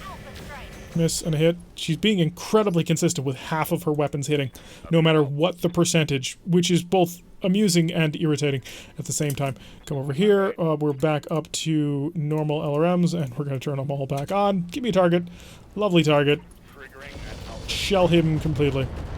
Just damage all over the mech. As we trim down that armor, that'll leave it more vulnerable to whatever we need to do to it. Large laser and a whole bunch of medium lasers and some SRMs, not able to do much damage. SRMs glancing off the other trebuchet. Although the trebuchet is probably going to have a bit of a problem. Apex, get up in there right now because he's overheating, and I would like to get your Haywire on target to just totally mess with him. Can I go ERs? One ER off. Burn him. Burn him down to the ground. Good, the Haywire hit, so that'll mess with his cooling even more. He may blow himself up because of it. You have shoot and scoot, but you're not looking at the target at the moment. Move over here. It's a lob of 25. A direct line of sight. Not there. Or right there. 69. I love it. I just love it so much. Give him a little bit of love. So acid mortars to make him even more vulnerable to damage. Good to go. So you have been haywired. You have been all sorts of really nasty things. I'm just going to move right up here. Hi, it's your right side with your big old laser. I can't even see if she hit with all of them, but we did manage to blow off his laser. And you know, most of his listen kill ammo, which is a bit unfortunate. Punisher, I think you can finish him off. He is a Raven after all, and you are, well, the Punisher with your Deadfire LRMs. Oh, an 80% chance to hit. May as well cook it. Yeah, I think I may have damaged this one by keeping it on hot load. Goodbye. Alright, so the Lance has been defeated. We took quite a bit of damage in that one, unfortunately. We do need to take that 2-skull assassinate mission for cash. That is something that has to happen soon. Because otherwise, well, actually, no, we may be making enough cash at this moment to float along. Maybe. It's going to be tight. But we did take quite a bit of damage on this. There was a lot of damage shelled across all of the mechs. And I do think that we do have to fix that one LRM. I think you're right. Oh yeah, Arbiter got a punch through and lost a double heatsink kit. That was the problem. Trebuchet, do you have a... No, one Telos is fine. Yeah, it did get critted from the hot load. 2 more Clint parts. No, thank you. 1, 2... Ooh, why? We got 3 ghost parts. It's a Ghost 11. So is this an even better version? Looks like it's a Jihad variant, so probably. Armored cowls are nice. ECM Pirate. What the heck's a Pirate Jammer? Low tier ECM that adds 3 sensor checks can enable the stealth systems but lacks the ECM bubble. Okay, that's mostly useless. Improved fire control system. Do you have a double heatsink kit? Really? You don't? Sensor tracker again, which is a nice pickup. I have one. I need to start putting them into mechs. So that's probably what we'll do shortly. 240 braided fusion core I could buy to sell. Comm suite. I don't think I have any, right? Oh, I do have one, so don't really need it. And I really don't see the utility of the fire control and system. The FCS improved. I don't think it's super good. A cowl, for reasons that I will explain later. Alright, we got 2 parts from Betsy, and a pair of Clint parts, and 2 of the ghost parts, so we're up to 3 ghost parts now, of various versions. The other comm suite, and a jump jet, and a heatsink. A Stealth X is the worst stealth, and we already have some, I think. I thought we had stealth technology. So we really don't kind of need it at the moment. Also, stealth is about to undergo a major overhaul again, so it's not looking to be incredibly useful at the moment. Partially because I don't fully understand how it's going to operate in the future, but also partially because ever since stealth no longer gives you a bajillion and 10 evasion, it always just doesn't look quite as impressive. I'll still use it. I mean, it's still fun.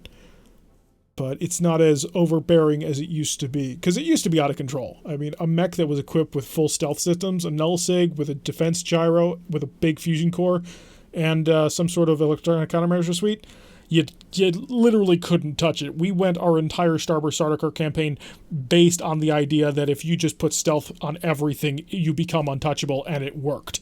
So it had to... Oh, we got another Clint. Great. It's another bloody Clint. Why? Why a Clint? Why so many Clints? Part of my problem with the Clint is the fact that it's still using a placeholder model.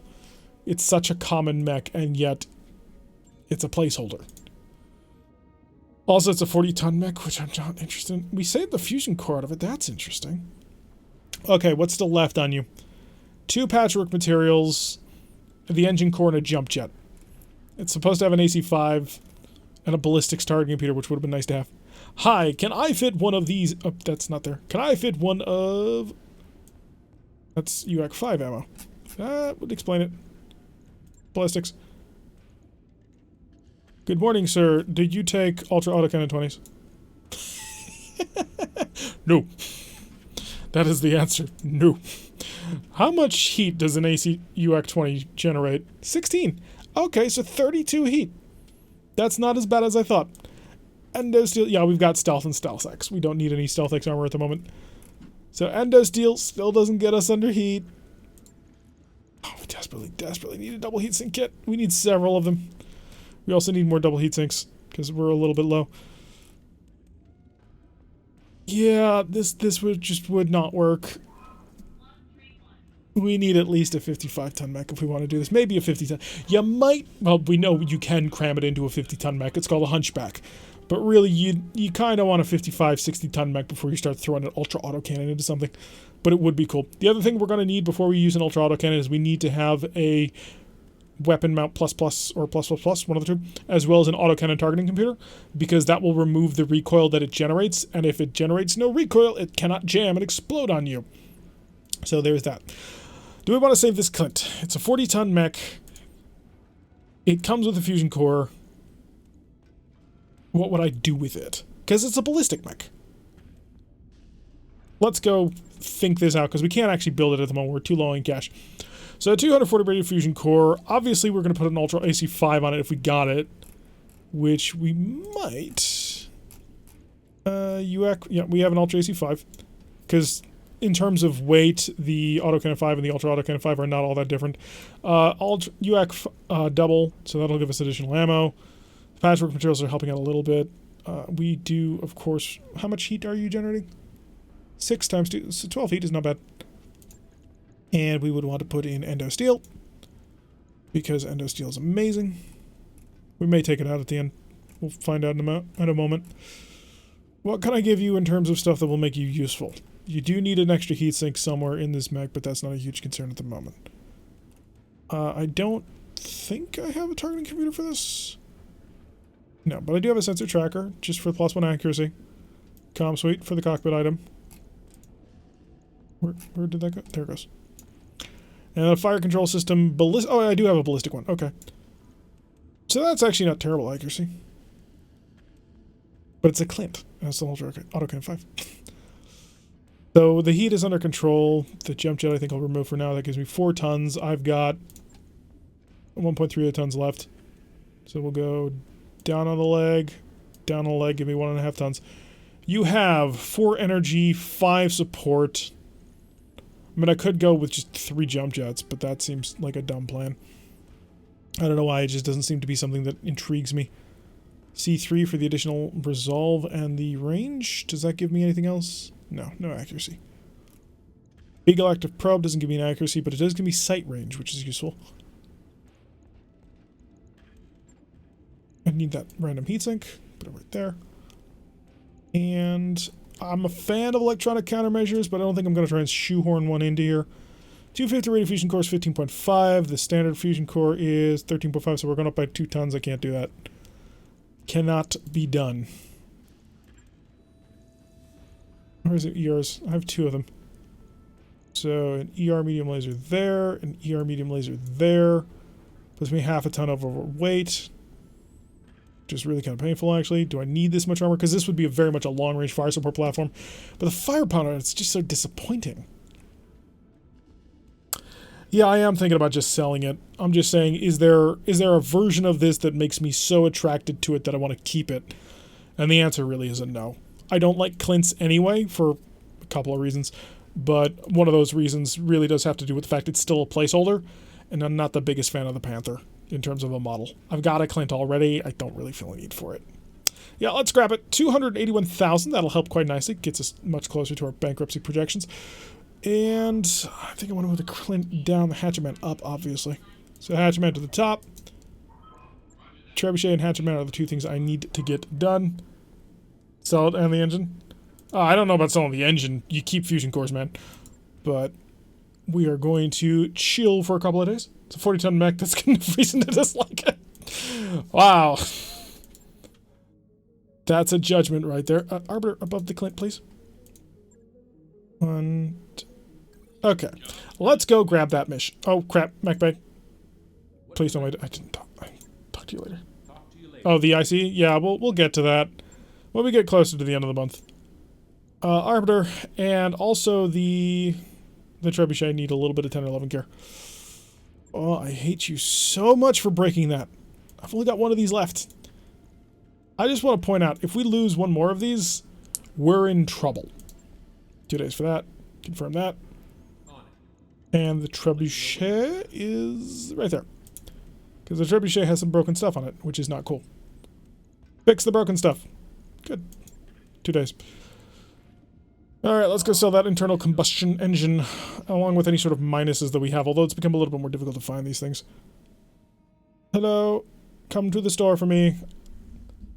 It's too light to mount an effective loadout in the medium weight class. It's a big glorified scout and it's just enough to suffer by the engine size table.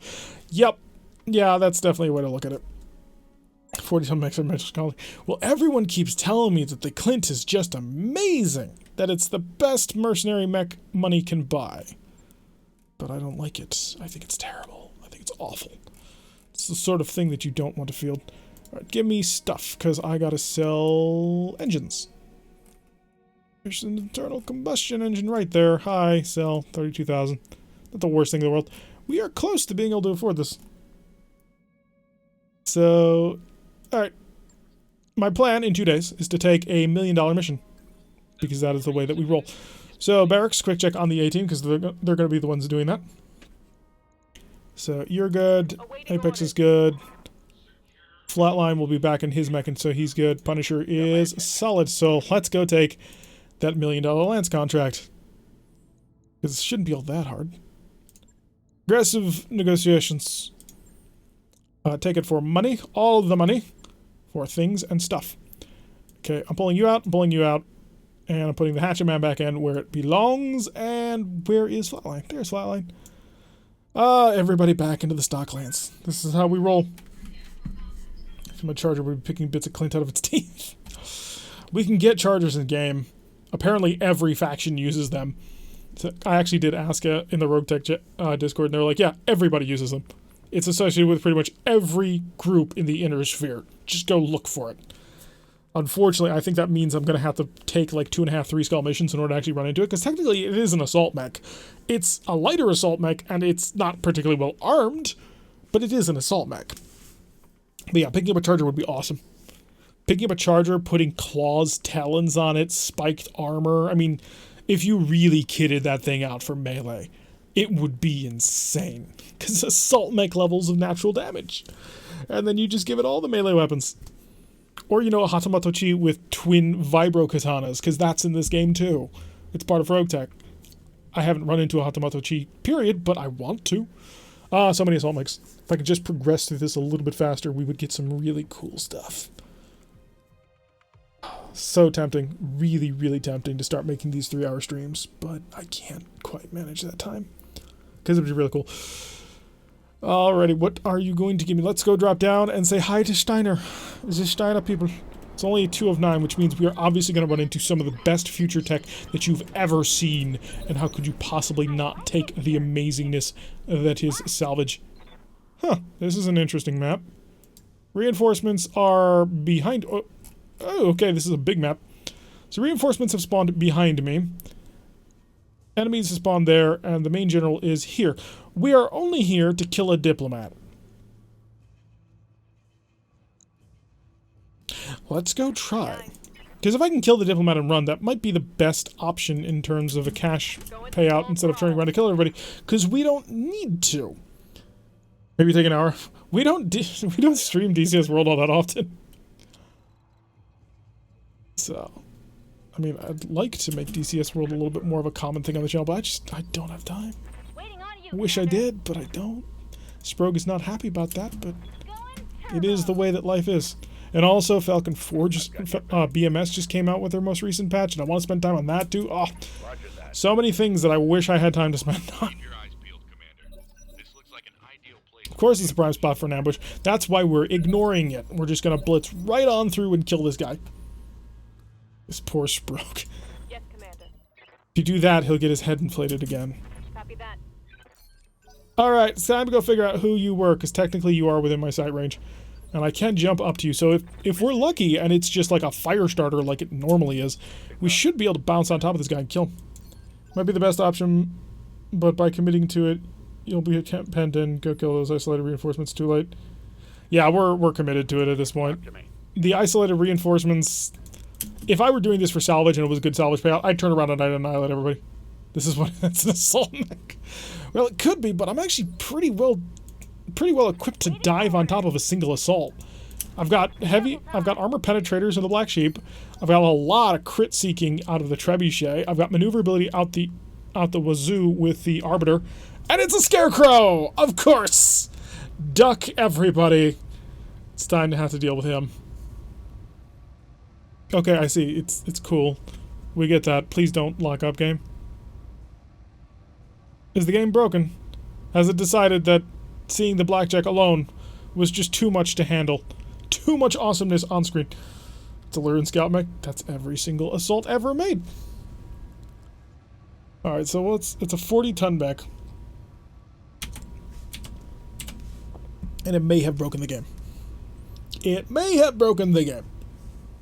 This is not common. If that's any sort of consolation, RogueTech is remarkably stable these days, so long as you're not following every single most recent hotfix. If you wait for the hotfixes to slow down, it's remarkably stable. But I think it's broken. Just a thought. Let's go check it out.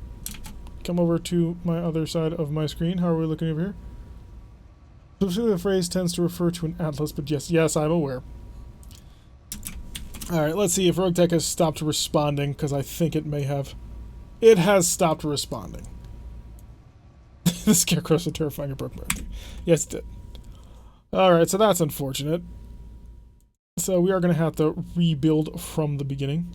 Well, we didn't do anything too much, well, it saves just before you take the mission. So let's go start RogueTech, and actually I can make use of... Close that. There we go. We will be right back. Although I'm going to stay here and chat and hang out with you guys while we're waiting for things to go. Yes, rip RogueTech. Alright, let's go find out about the Scarecrow, see if it's actually a Sarna mech, because I'm not familiar with it. Scarecrow is the nickname that I know of for the Vulcan. Oh, there is a mech for it. Okay, so the Scarecrow was made in 3099. The Scarecrow is a rare battle mech that Corian Enterprises produced on their planet of Augusta through the Armed Forces of the Federated Suns, officially disavowed knowledge of the Scarecrow until about the 3140s, incorporating mixed clan tech and intersphere technology. The Scarecrow was designed to be very effective at killing its intended target, infantry. Not as mobile as some medium mechs, the Scarecrow does mount a trio of Rawlings 80s jump jets. Speed isn't a primary concern for the Scarecrow, as it's fast enough to catch up with the majority of infantry units, and the GM200XL engine allows the Scarecrow to mount an impressive array of weaponry. The engine isn't the only instance of advanced technology or materials within the Scarecrow, however. The bones of the Scarecrow are based on the Corian Endo-composite chassis. The gyroscope is a compact gyro, and while it mounts 8 tons of standard armor, the Scarecrow is also protected by a chameleon light polarization shield. Jeez, what the heck did we run into?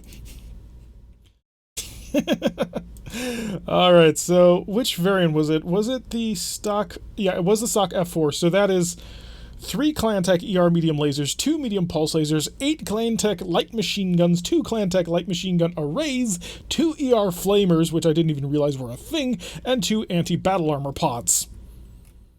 Yeah. And all of that runs on apparently 2 double heat sinks. Holy crap. Alrighty, BP, it's a BV of 1,514. That's BV 2.0. Jeez, that's actually remarkably scary. How fast would the 200XL engine take you? It would take you at 86 kilometers an hour. Yeah, that would have been an interesting thing to fight, because the light polarization shield probably would have made you one. Well, Laurendell, if you survive for the next, we're 30-30, so if you survive the next 69 years, you can have one if we're friends with the Federated Suns at that point. Oh, so that's... I don't have a problem fighting that. We could have taken that. Our Arbiter's gotta be some kind of awesome lost tech. Gotta be. Positive of it. Maybe. Potentially. Cross your fingers. My only concern is I don't think I'm supposed to submit crash reports if I'm in a previous version, because I am on the previous version. I'm a couple of patches out of date at this point, just because it's a little bit safer to do it that way. If you try and keep up with the bleeding edge, you will run into a lot of crashes and failures to set up. We tried to do that last week, and it kind of bit us in the butt. So I let a couple of patches go by, wait for major versions to come out, and I jump on those.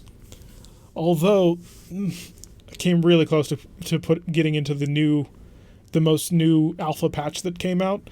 It's got vehicle criticals, which like critting engines and stuff, which I'm really looking forward to, because that's gonna help you a lot trying to fight vehicles, because that way you can start damaging their tracks and making them slower and weaker and unable to evade. You don't think you'll live that long naturally? Nonsense. You're a founding member. Clearly you will live that long. I guarantee it. Besides, people in Battletech can last a really long time.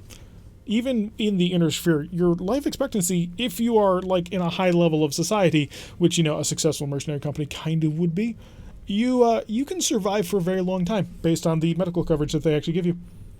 In tabletop, those machine guns aren't too scary unless you burst fire them, but in RogueTech it's going to be nasty. Wonder if it'll be the... Well, yeah, if he's got that many machine guns and machine gun arrays, you're looking at a lot of crit seeking right there. He's going to hit something. He may even hit the heads. It's reminding me of those Jenners from a couple of versions back with that Starburst starter car used to run into all the time. The Jenners that had like 8 million light machine guns on them that were just, they crit seeked all day, every day. All right, welcome back. We are here once again. Because they would just shoot at you and they'd get a headshot naturally because they were shooting like 70, 80 shots at you. Alright, so let's go just immediately pick up that contract again. Maybe we should be warded away from it because maybe it'll crash again. Eviction is also a high payout. I generally prefer to take my high payout ones from missions that won't give us a lot of salvage. Aggressive negotiations is the way to do it. Burden of proof is an ambush convoy. Why are these two ambush convoys? They're terrible missions to take. 4 of 17 is really good. An assassinate at 1.5 skulls. 3 of 13. Insurgent leader. 6 days away. Yeah, if we do okay on this, we're making how much? 186 minus what, 20 or so thousand? How much is our drop cost? Yeah, if we accomplish this mission, we're good. So Apex, Arbiter, Flatline, Hatchet Man, Black Sheep, Crab, Punisher, Trebuchet. Let's rock and roll. But yeah, that many machine guns, that's a headshot and crit seeking machine right there. So you would have a really nasty day with it. So I'm more than willing to go 10 rounds with it, but I just kind of want to avoid another crash today. Generally try and keep crashes down to a maximum of 1 per stream. So we'll take a different mission. Next week we'll come back to it. Hopefully things will be working then. So. But yeah, I was looking forward to fighting that. It actually looks like a cooler version of old Blackjack too. It's a fairly nice version of the Blackjack. I don't know. They fixed the overall look of it, although it also looks ridiculously festooned with machine guns. Because it's got the machine guns like wrapped around the medium lasers. I didn't even realize ER medium laser or ER flamers were a thing though. In an earlier team, yeah, Raider, the Starburst Starter, and also the what was the other one? Sledges, Hammers. They used to run into those generators all the time. 3025 is not quite that common to live that long. Heads of houses tend to only reach about 80-ish. Yeah, but how old was Natasha Kerensky before she got killed? And she lived in the inner sphere for quite some time, most of her life. So, and yes, the Wolf Dragoons count, because they're all freeborn. Or most of them were freeborn. How many Trueborn warriors were actually in the Dragoons? That said, once Lost Tech is found, it extends about 30 years. Actually, so, point of order, RogueTech takes place in 3048. Purely so they don't have to worry about the clans, but really, we're using post-jihad technology anyway. Really? She only survived 84? Yeah, Raider. Wasn't Natasha Kerensky freeborn? I feel that that's the thing. Okay, so we got an insurgent leader supporting enemy forces, and this time we do want to, well, murder everybody on the map because we are taking this for salvage. You actually are a little bit more isolated just based on where everything is. So sprint, let's go. We're going to go after this group on the left, see if we can't dive on them, crush them, break their spirit before we then have to swing right over there to kill them. She was a Trueborn? Oh, okay. Good to go. She ends up becoming, was it Ilkhan? Of something? Or not Ilkhan, she becomes Khan of something. I forget. Clan Wolf? Probably. I've got your back. Makes sense. Wolf's Dragoons. And then she's killed by Joanna. Screw Joanna. But then again, she's also kind of cool. Standing by. Really, it's screw Marth. Marth does become Ilkhan. I hate her. Not that it means anything. Clanners are bred for longevity.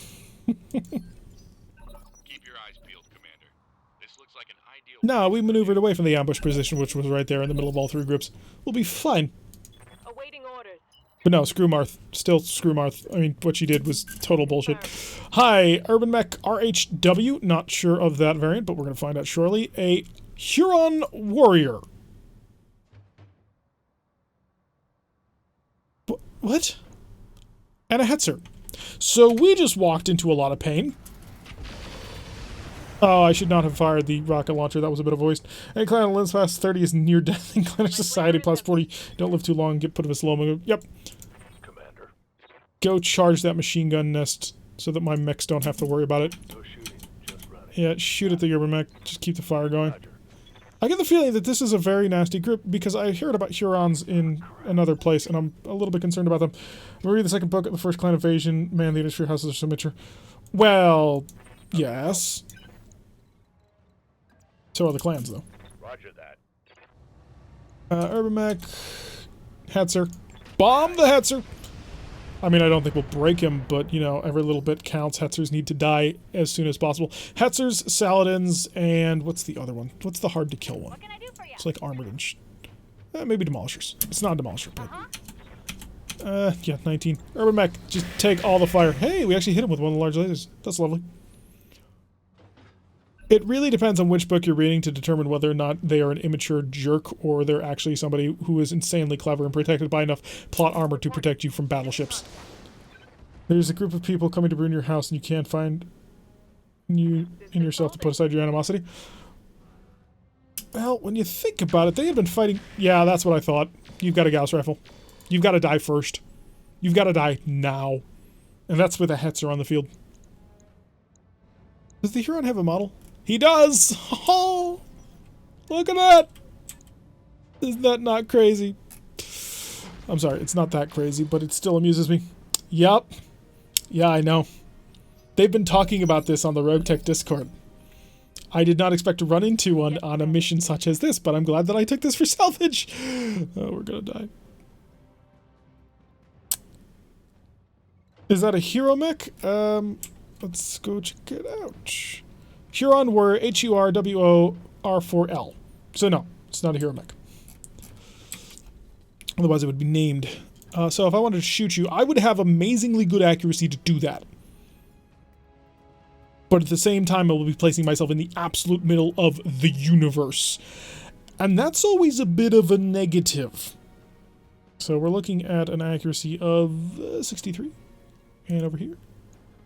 It drops off considerably. Yeah. It's a clam buster? Yeah, probably. So how do I have such good accuracy on a clam buster? I mean, I'm not complaining, but... Oh wow, we blew off his leg mostly. The Pegasus is normal. Yeah, shoot the Huron. Affirmative. Lasers. All the lasers. Hey, we got the Haywire and Ooh. Is this an XL engine, Simbri? Did we run into an XL engine mech? Because if we have, he's dead. We've got him. I am very concerned about that answer. There's not a whole heck of a lot I can do about it. Run! Run, you fools. Shoot! Another tag. Ooh, it even hit there. Lovely. It's mostly meant to be tough. That doesn't sound like a clam buster. Target is 38s. 52s. Yeah, you're going to take your shots on the Hetzer now. Kill the AC-20. Oh! Is that a kill? Is that a kill? No. Question, Punisher, can you move first? Yes, it's an XL. Yeah, which messes with the whole tough thing. Yes, that generally is what happens. Oh, you put an XL on your mech. You are no longer nearly as dangerous as you once thought you were. I do want to take a little bit of cover, if at all possible. What's my long-range shooting on this guy? 27. 65 is so much better. 22. If I sprinted, I can't get into range of anything. But I do have a decent shot on there, and I'm gonna... God, I was about to say I'm going to protect on the range to protect me from the Gauss rifle, but no, we're going to take a Gauss rifle hit in this round. It's going to be painful as all heck. But I would like to kill a Hetzer. There we go. Okay, so Hetzer's out. We don't have to worry about the AC-20. We're good. We do have to worry about the Huron, who still has a Gauss rifle, and is going to hurt a lot. I need to figure out which arm that Gauss rifle is on so I don't break it. It's basically meant to fight the clans in the way the clans fight. Fairly tough, fairly long-range direct fire. And that took a little bit of hit. Okay, so these two mechs are vulnerable, but I really don't want them to get hit by a Gauss rifle. Cross your fingers. It's not that scary except for the Gauss rifle. Yes, I like how you put that in all caps. That really kind of does put the point in, doesn't it? This advanced technology, yo. Time for the Huron to go. And more long-range fire. They're just providing a little bit of light ambiance. Because you need a little bit of a campfire to go when you're getting shelled by somebody who looks like he's got an Incan headdress. Or an Aztec headdress, I suppose, in this case. And the Huron warrior did nothing. Far be it from me to complain, but I think we found a hole in the AI for a moment. Do you have a line of sight on him right now? You do not, so you would have to move. Which is not the worst thing in the world. So, the question is, are you like every other... No, you're not. You've got... actually, no, you are. Okay, so are you like every other, well, 90% of mechs in this universe, and you are right-side biased? Because if you are, I want to kill your left side and blow that apart. So I'm going to take some risks here. We're going to risk things. We'll go. We don't like risking things, but that's a Gauss rifle, and I'd like to have it as Gauss rifles are cool. It's a long-range AC-20 in practice. It's a long-range AC-10 with a little bit more damage. Does 15 damage, right, in tabletop? So it's an upgraded AC-10. And more splattering of damage. DR20++ would be a Gauss rifle that does 100 damage. With +1 accuracy with no recoil. That sounds like it would hurt a lot. Okay, time to come in. I'm going to go for the face shot to protect that Gauss rifle. I may miss because of it. Gauss rifle. Why? Why? Flatline. It was going to be cool. We were going to have a Gauss rifle. We didn't have a mech to put it on, but we were going to have a Gauss rifle. It was going to be fun. Ugh. Waiting on you, Commander. Reprimand that man when we return back to base. You betcha. We had an opportunity, man.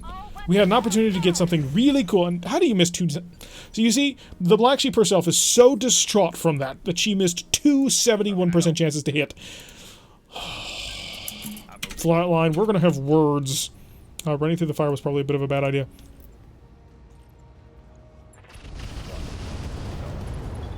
Yes, what are you doing?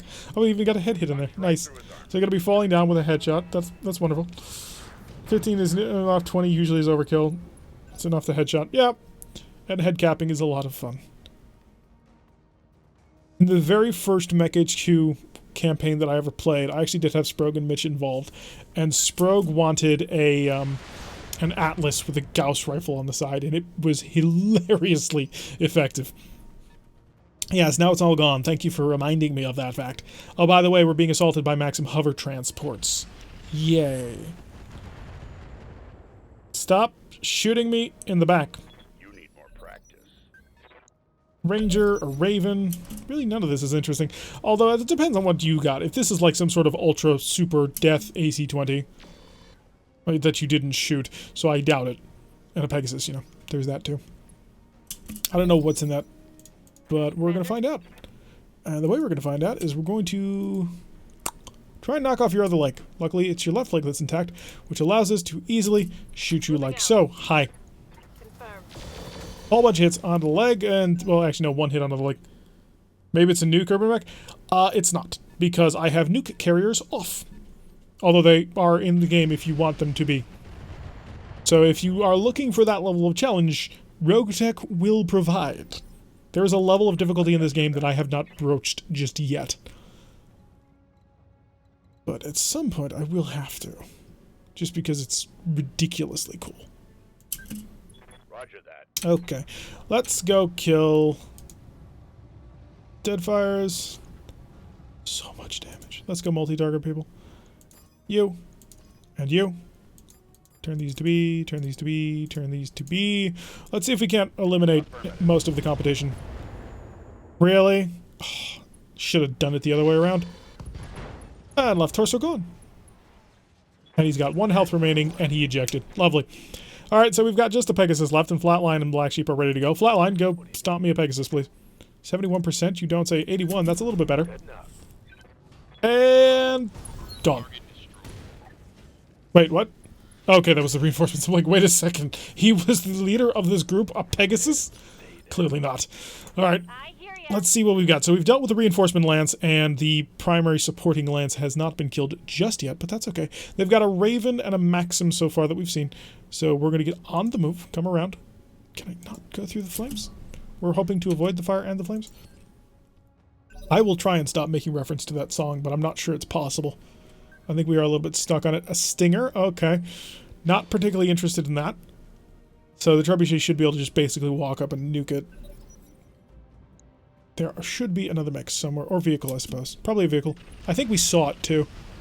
Just more long-range fire to plink away at the trebuchet. But we're live, we're safe, everything is happy. And y'all are going to be in a lot of pain very soon. The Black Sheep herself could even take a shot, and she's not going to. Punisher, though, he's absolutely going to take this shot because he can, and he has the firepower to do so. Dead fires to normal, please, because I think that'll give us the most... Oh, it absolutely will. I could even do a pretty decent amount of damage to the Ranger, but I'm going to kill the Stinger because it's funnier that way. Roger. Yeah. Goodbye, Stinger. Wait, he had machine gun ammo. Had to be. You can't put much else on a Stinger if you're actually going to try and put a ballistic on it. Apex will now sprint on forward to get a decent look at the world. That'll give her a side angle shot with her ER. Oh, her you had to pass through the fire, didn't you, honey? Okay, we'll keep her under heat. Target locked.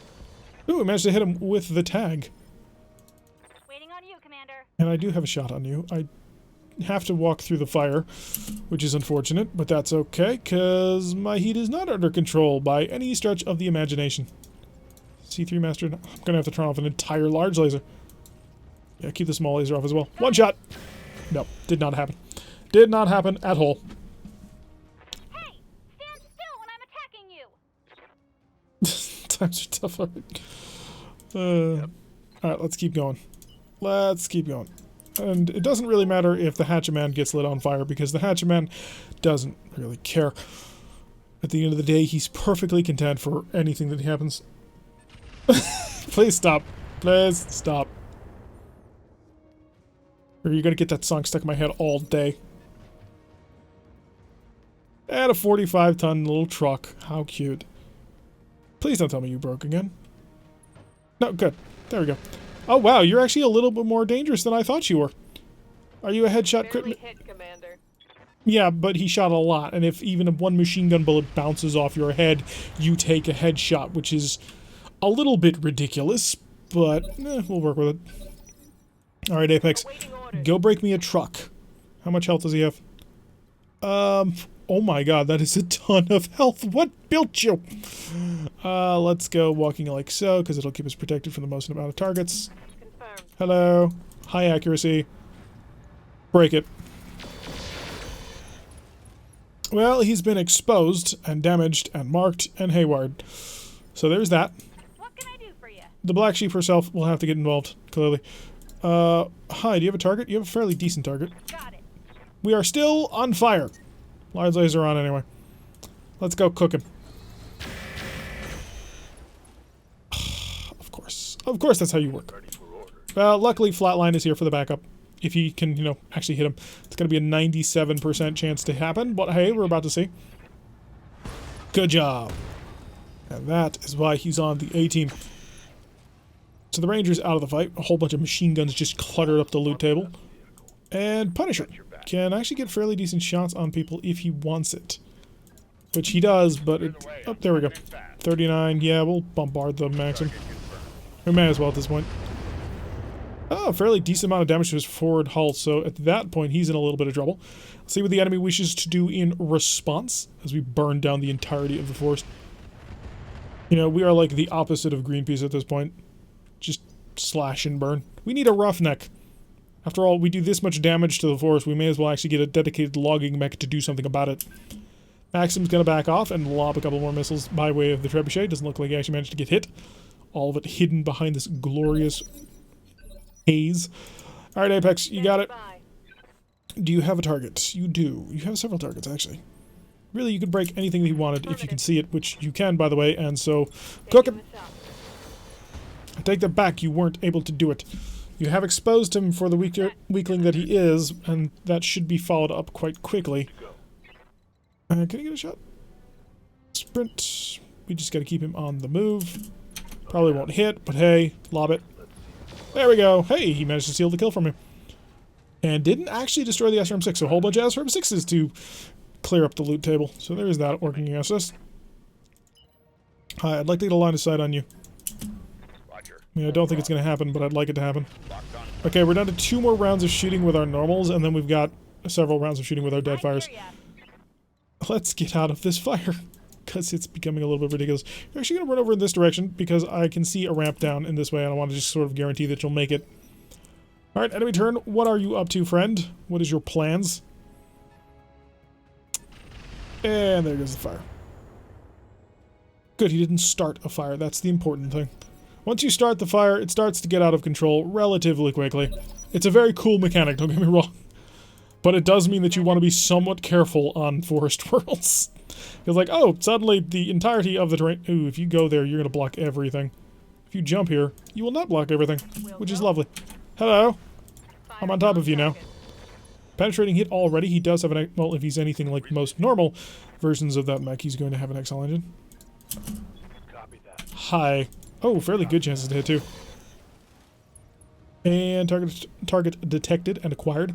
So we've got him marked. He's going to back up a little bit. And return fire with... Is that an X-pulse?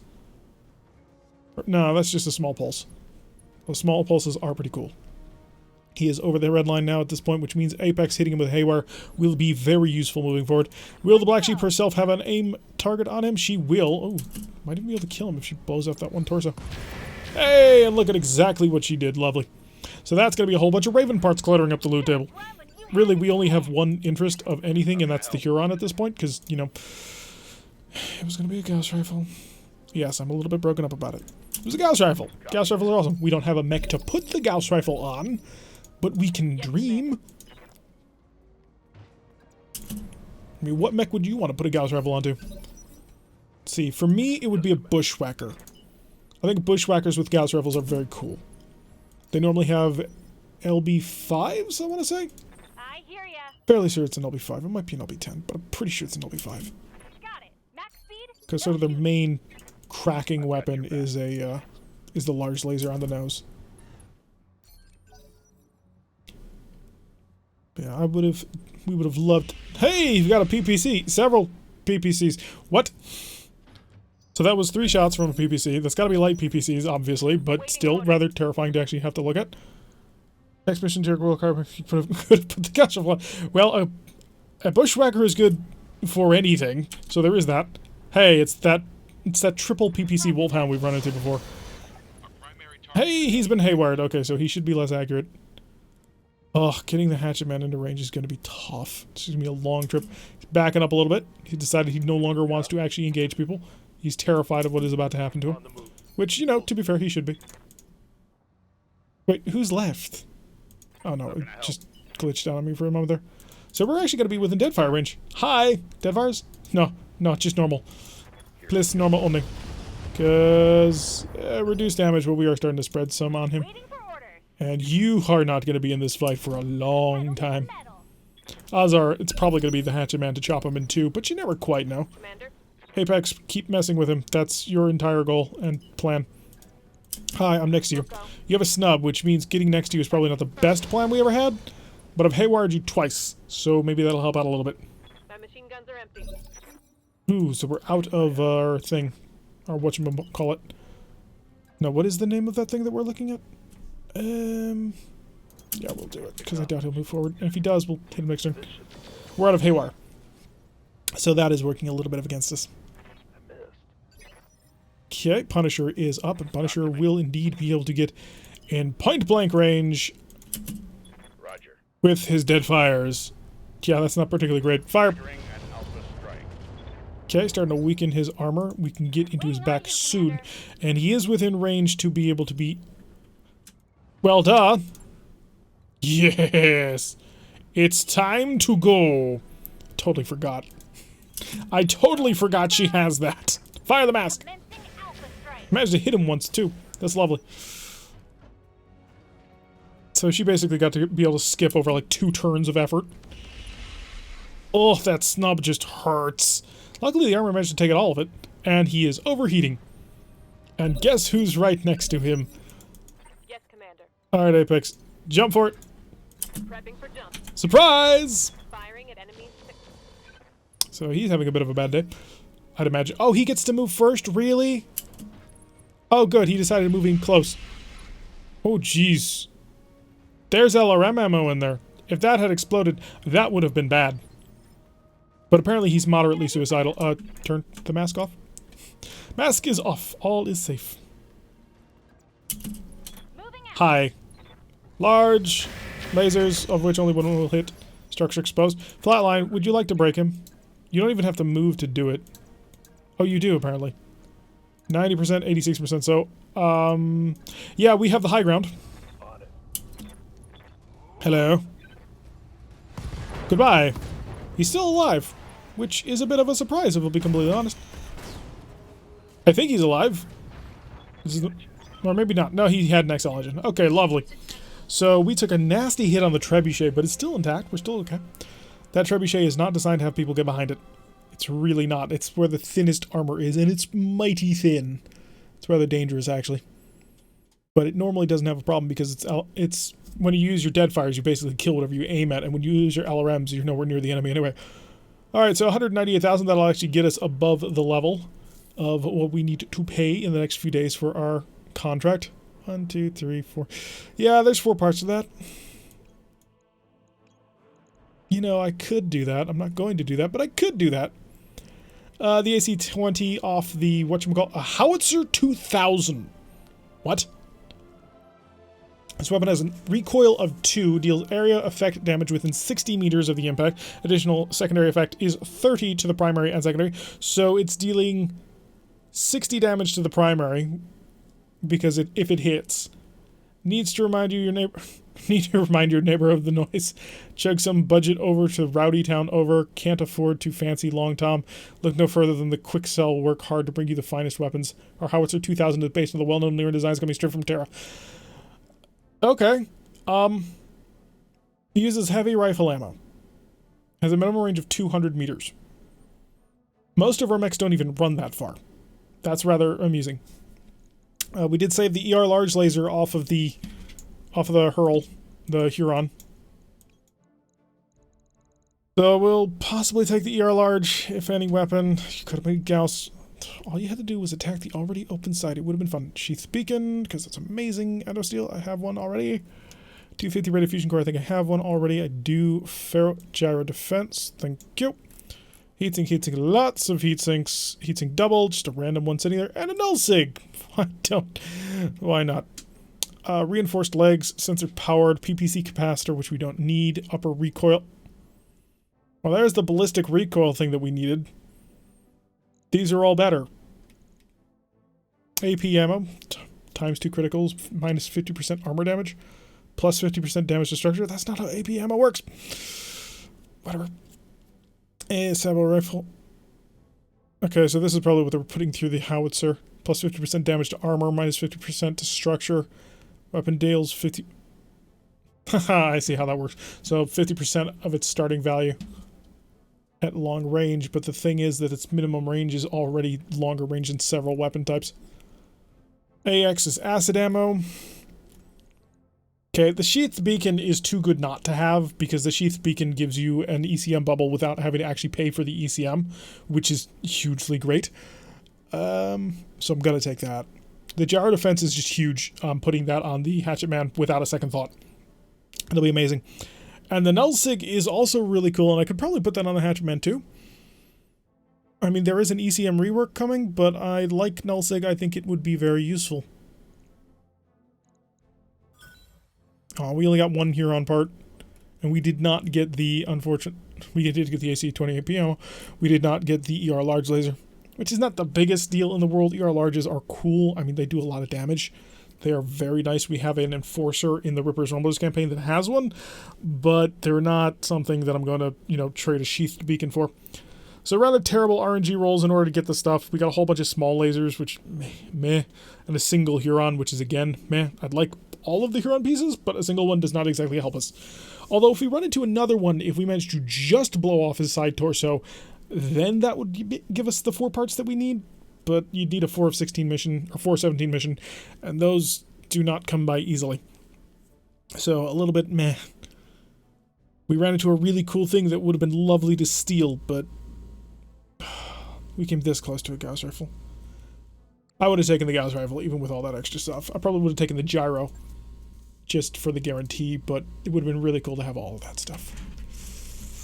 But no, Flatline had to chop off the side of the mech that 1, wasn't damaged, 2, he wasn't on the side of, and 3, had all the cool stuff. Great. Anyway, let's see how much we've got. We've got 4 days. Yeah, 4 days to fix everybody. Trebuchet needs to be fixed. The Hatchet Man is also important. The Arbiter we can swap out with the Raven. It's not the biggest of deals. Although I would like the Hatchet Man to go put a gyro on him. Stop. I went too far. Barracks, or not barracks. Mech Bay. Hi. So you have a Sheath Beacon, and we have Nullsig armor, and I think I may want to put that on the Hatchet Man. It's got to change how it's used in the future, because we're about to undergo a major patch that's going to change all of the sort of... Oh, he's already got spiked armor. He can't use it anyway. Okay, so that saves me some grief.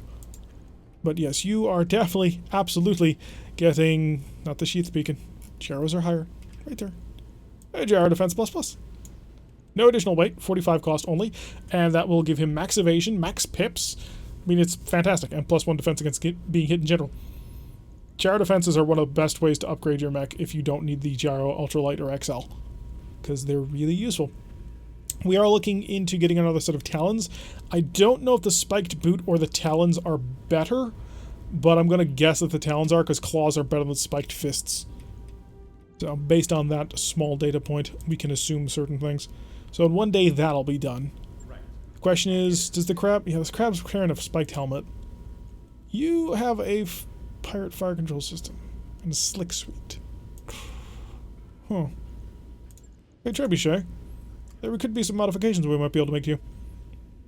Do you already have a... You do not. So, any sort of improvement on that would be free, more or less. So, let's go check out, because we have a powered sensor system, which... Oh, yeah. This will take up the sensor slot, won't it?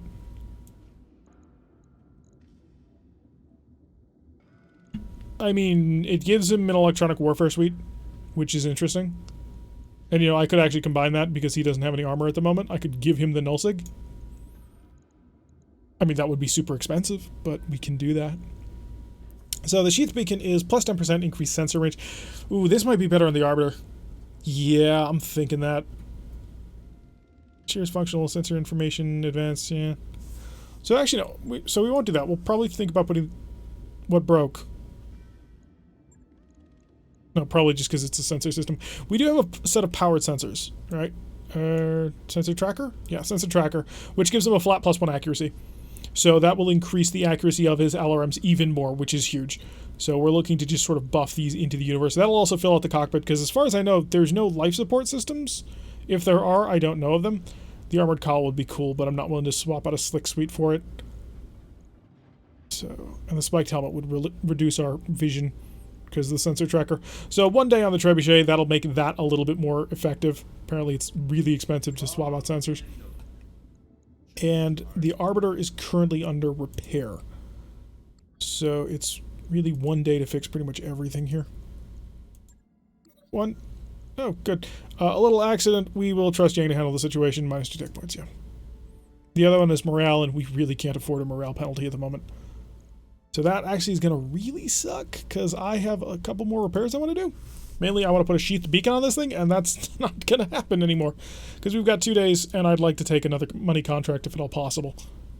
So let's do a quick check on you. Yes, you do have a Sensors Basic open, which means... Oh, do you... He doesn't have an... Well, yeah, the mech doesn't have an electronic warfare system, which kind of sucks. But we're going to be giving it an electronic warfare system then, which is a bonus. So... I'm happy because it's going to be giving this mech an electronic warfare system and a fairly decent defense, but I'm also kind of unhappy. Wait, it's only 38 to put that in? Really? It's really expensive, the other one. But at the same time, I'm kind of irritated because it's not going to give me as huge of a bonus as if I had, like, a powered beacon and an electronic warfare suite in here, and I'd get the tonnage back. But this would be a fairly decent pickup for the Arbiter. It would give them more sight range and everything, and protect them a little bit better. Oh, it was the stealth armor that I put on it. Could put stealth armor on you too. I mean, there's really no reason not, right? Do you increase the heat or something? Plus 5% heat generator. Yeah, you do. I cannot afford that on this mech because it already burns pretty gosh darn hot. Alright, we'll give you the sheathed beacon to give you a little bit more... Yeah, the SLDF Black Ops cockpit. Give you a little bit more protection on that one. And that'll make you available tomorrow. So we could take a cash mission tomorrow. Day? Job's done. Mechs are done. Alright, so Black Sheep is 1 day away, so we can't wait for them. Let's go take a contract. Alright, so we want something quick and that will pay out good. Hostile accent. No. Aggressive negotiations broke last time. You know, we're at the end of where we would normally stream, so we're going to take aggressive negotiations again. It is a little bit more of a difficult mission, and I'm not going to have 2 of my better pilots, but... I can't say that with a straight face. I was about to say, I think Succubus and Ek will fill in perfectly. No, I can't say that with a straight face. They will do an adequate job, I hope. So if this works, then great. We're going to have a little bit of an extra long stream, and we'll have picked up enough cash in order to do things. If this doesn't work, well then, the mission's bugged. We'll just avoid it in the future, and it's fine. So let's go drop down and break things on our last day of the month. Hopefully we can make about $1 million on this one, and if we can, oh, it would be good. It would be so good. Actually, I gotta read the description of this mission just to make sure, are we going to get anything that's really cool out of it? Mainly, would we get a cash bonus if we wiped out every single lance? Yay, overtime. The operator, we're going to be playing just a little bit longer. So may as well. Give just a little bit more love to the Black Sheep.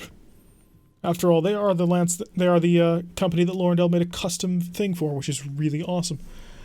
If you're removed from bandits, might make some headway. Yeah, there's no bonus for killing anybody else.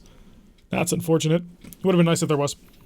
Bonuses for extra deaths would always be cool. Although this does allow us to be a little bit more streamlined in our attack. We can just try and jam onto the one person who will try and kill us and hopefully break him. Destroy him completely. So the trebuchet should be a little bit better protected. It should also be a little bit more accurate. I'm really kind of hoping that the nullsig doesn't have a huge heat penalty, because I'm going to have to go double check that because I didn't. Oh, I decided not to do that, and I now regret not doing that. So we may end up pulling it off. Alright, what do we got? Eliminate the Lyran diplomat who is right in front of me. Enemy force there, enemy force back here. Okay, so it's the same mission. Same setup as last time, so we're going to do the exact same thing as last time. We're going to dive on top of the diplomat, see if we can't kill him immediately, and then run the heck out of here. Yes, this is the ambush zone right here. But if we're quick enough, we can outrun the people that are way down here, because they've got a lot of forest to travel through. It's very difficult for them to make it there in any reasonable amount of time. So, run. Yes, we're going to run over the rough terrain. Oh, look at how much evasion we can stack because we've got the gyro plus plus. It's lovely. We're going to stay out of the forest. We just want to move quickly. Getting here as soon as possible is the key. Aye, aye. And if it's not a scarecrow, then we should be good. If it is a scarecrow, we're going to have a rough day. Because the scarecrow was a very powerful mech. I mean, we read the description on stream. It's terrifying in the amount of damage that it would do. Okay, run. Run fast, gotta go fast, gotta go very fast. Okay, we are technically within range, but we don't see him because he's hidden. He is the stealthiest thing that you've ever done see. Deep observation. Hey, we see him. It's a Black Knight, okay. Oh boy. Someone don't tell Vanguard. We have nicked him though. He has been hit. So we'll be a little bit more accurate as we come in on him. But yeah, a Black Knight is not what I had in mind. Mask on. I need the speed. As we update. I like how it's got that little super fast rotate. See how there's... not that. So, see that little rotating ring on the inside? It's this one here, but when I move it away, it rotates counterclockwise. When you are updating your information for mask, that spins really fast. And it's a UI element that I think is really cool. It may even be accidental, but it kind of looks really cool, and so it makes me think it's like spinning up the mask, which it doesn't, because mask is my acceleration circuitry, but it still makes me kind of smile a little bit. It also lets me know when it's done sort of forming the new map. Alright, keep the movement going, keep the sprint going. Our new pirate has 63% accuracy, and we can't even see the man! 1 damage because he's in a bulwark and in a forest, so there is that working against us. Alright, Steiner, it's time to move. You are gonna have to... Ooh, that... If he moves straight forward, he's not. He's running away. Like a coward. Incoming bandit. Oh, that's, unpleasant. That is very unpleasant. Let's move before more PPCs come our way. That's... What are you? Are you a Manticore? No, you're a Phoenix Hawk. Okay, that makes a lot of sense, actually. Standing by. I could just run right up in here, which I think I'm going to do. Do I have a shot on the side? I don't. I think I want to keep in cover a little bit. So we'll move right here. Yes, the forest that is burning, by the way.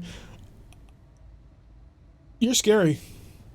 Fire! Everything I've got. Give him the rockets. Give him everything. He's been haywired. Okay, lovely. So he'll be a little bit slower. And he's got an AMS. So it's a good thing we had those rockets, because otherwise we were not getting that through. Hi, I'll be able to run up to you and axe you next turn. I have 247 damage. I just checked that for the first time. So with the new talons and the claws, he is very dangerous in melee. Stop shooting me. Stop making me feel good. So we do need to get up to the Black Knight and cut him in half. Because melee is the only way we kill this guy quick. If he runs away, which would be the smartest option at the moment, he could get away from us. So yes, I know the mask is on, but it allows me to get into position next turn. Hi. 43. Confirmed. Mask goes off, by the way, next time. And we hit him with a C3 Master. Right, so we'll be shutting off masks soon. Keep that in mind. Keep the mask in mind. He's been hit with a C3 Master. He's been hit by the tag. He's been hit by a haywire. So we've got a whole bunch of status effects on him. I'm kind of desperately hoping he comes forward. Because if he comes forward towards us, we can get a lot done on him. Okay, move up here. Much less accurate missile fire, but then again, it is indirect. We'll just sort of saturate his AMS. He got 9 of those. And it's up to him. He's going to back away. He's being smart. Don't be smart.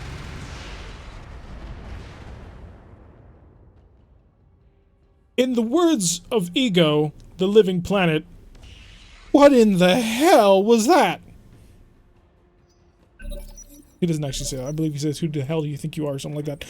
But that definitely gets across the emotion that I'm feeling at the moment. What the heck was he packing? I can get close to him, but I can't get... Actually, if I go right here, I managed to avoid most of his problem. I will be in melee range, which could be more or less devastating to myself. Move! On the move. Oh, we got more sensor traces. Okay. I may have made a mistake. Affirmative. I'm not doing any damage to this guy. Jeez. Flatline. Resolve that problem, please. We've only got the one hit. Hi. Okay, we've opened his armor. So we've got that going for us. Unfortunately, he's not dead. I'm really, really hoping he's got an XL engine. Oh yeah, thank you, Raider. I forgot. Oh, okay. So we've managed to hit him quite nicely. We managed to cut a hole in what should have been... Wow, he's got some sort of serious damage reduction stuff on him because that should have cut him in 2. We do 242 damage. He's only got maximum of 200 health on one of those torsos, including the armor and the structure. So the fact that we didn't kill him is... He's got serious damage reduction. Please stop shooting the PPCs. They are scaring the children. Eck, Commander? I need a solution to my problem. I also need a direct line of sight. Because that would be important. Yeah, we need a direct line of sight. Even if that means you run right into his face. We're not going to get a direct line of sight. Are you kidding me? Apparently no, they're not kidding me.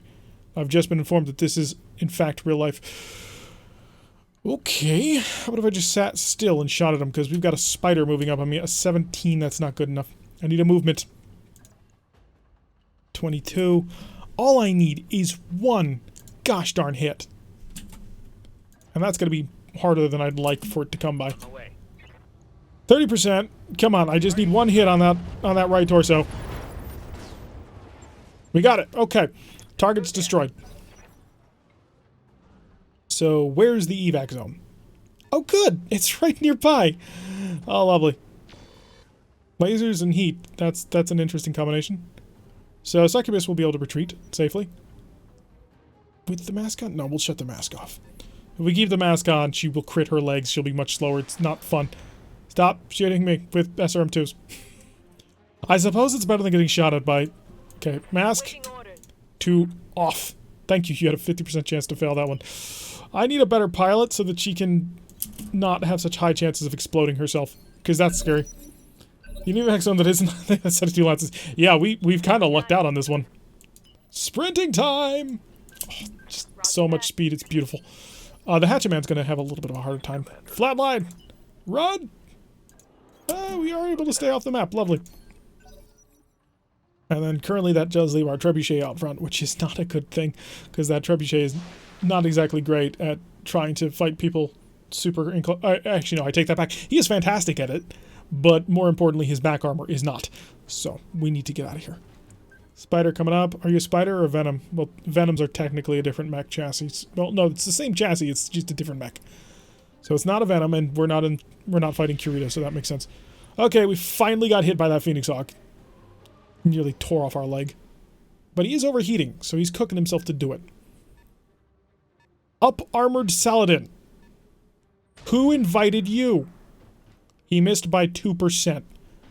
That's a 2% chance of us suddenly taking an AC-20. Succubus, Commander. I need that resolved. I need it resolved now. Yes, I know, you're moving away from the evac zone now, but it's an up-armored Saladin Copy that. that you just missed every single shot for. Darlin, Crap. I hate to put it this way, but he's gonna kill you if you don't manage to nail that shot. If somebody else doesn't manage to save you on this one, you're gonna die. Also, the other advantage of running the evac zone right now is our loot table will have mostly Black Knight parts in it that are very advanced. So that's great. Do you have a shot from here? I do. I have an obstructed shot. It's a 15% chance to hit. How about if I change that to dead fires? It's a 13% chance to hit. Who invited this guy? Alright, we'll keep running. We will keep running. Just go. Leave. Get out of there. Oh, we're being mobbed by lights. It's terrifying. Flatline is not going to be able to position to help anybody, so he's just going to keep on running. Now, the thing about the really scary thing about the Saladin is it's really quick, so it's going to be able to keep up with us. So I don't know what happened over there, but I'm Standing by. more than a little afraid to ask. I could move out in front of everybody and blast him with all of my weapons. I think that's a terrible idea, and I'm not going to do it. Affirmative. I think we're just going to... Oh god, I'm about to say... I think we're going to rely on our evasion to protect us. Oh, we got a flea and a crab. The crab could be dangerous. I mean, we know crabs are dangerous. We have them. Okay, everybody next round? Ooh, it's going to be tight with Ek. We may be on here one more turn. Everybody else can get out, but Ek, no. Maybe. Please, cross your fingers on this one, because Ek may be forcing us to stay on this map one more turn. And I'm already pretty worried about this up-armored Saladin. I think I'll have Succubus shoot and move back. Hopefully she beat the up-armored Saladin in terms of rolling, because she might be able to get an accurate shot on this one. Although we are all as... She is... Okay, lovely. Taking orders. If I just sat here and fired into its 56... Blow him apart, please. Do that. Okay, thank you, darling. He did have an AC-20, too. I was worried about that. Apparently it's Enemy jammed? destroyed. Oh, so we didn't have as much to worry about as I feared. Okay, we're going to move over here. We'll be in position next turn. And we'll know whether or not Ek needs to run as fast as he can. Or did Ek... Oh, no, he's at the bottom of the initiative phase. Okay. Oh, okay, so we're fine. We'll be absolutely fine. Yeah, this is going to be good. Roger Next that. turn. So long as Apex is first. Apex is not first, Flatline's first, and we've blocked his path. Oh no, okay, they rerolled. Thank you. Alright, get into the back here. Into the back of the zone. Brace. Flatline. To go. Into the back of the zone. I copy. Hold. Okay, now we just gotta wait for Succubus on initiative 14. Jeez, girl, how are you... Oh, and a PPC. And it hit us. That's gonna be a while to repair. Systems holding. What kind of... Well, it's... Ooh, is that an ERPPC? Because the range appears to be quite long in my book. Okay, is the Wasp... The Wasp will not show. Okay, Ek. Orders. And I'm going. Ek is in. Brace. That's 3 of 4. Okay, we just need to get Succubus out, and we're out of here. With our successful assassination strike from the bandits. So this'll be a quick and great payday. Gotta make sure that she's actually in the zone. I want to make sure there are no mistakes on that. Okay, good. We are out of here. That is a cool nearly million sea bills. I mean, minus repair costs, which are going to be 20,000.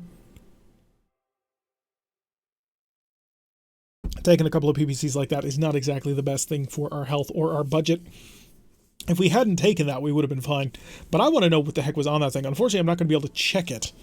887, that's a nice pickup anyway. We'll be at 1.5 million until the end of the month, which is tomorrow.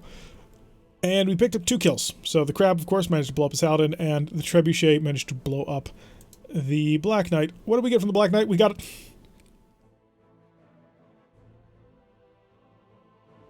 Thanks.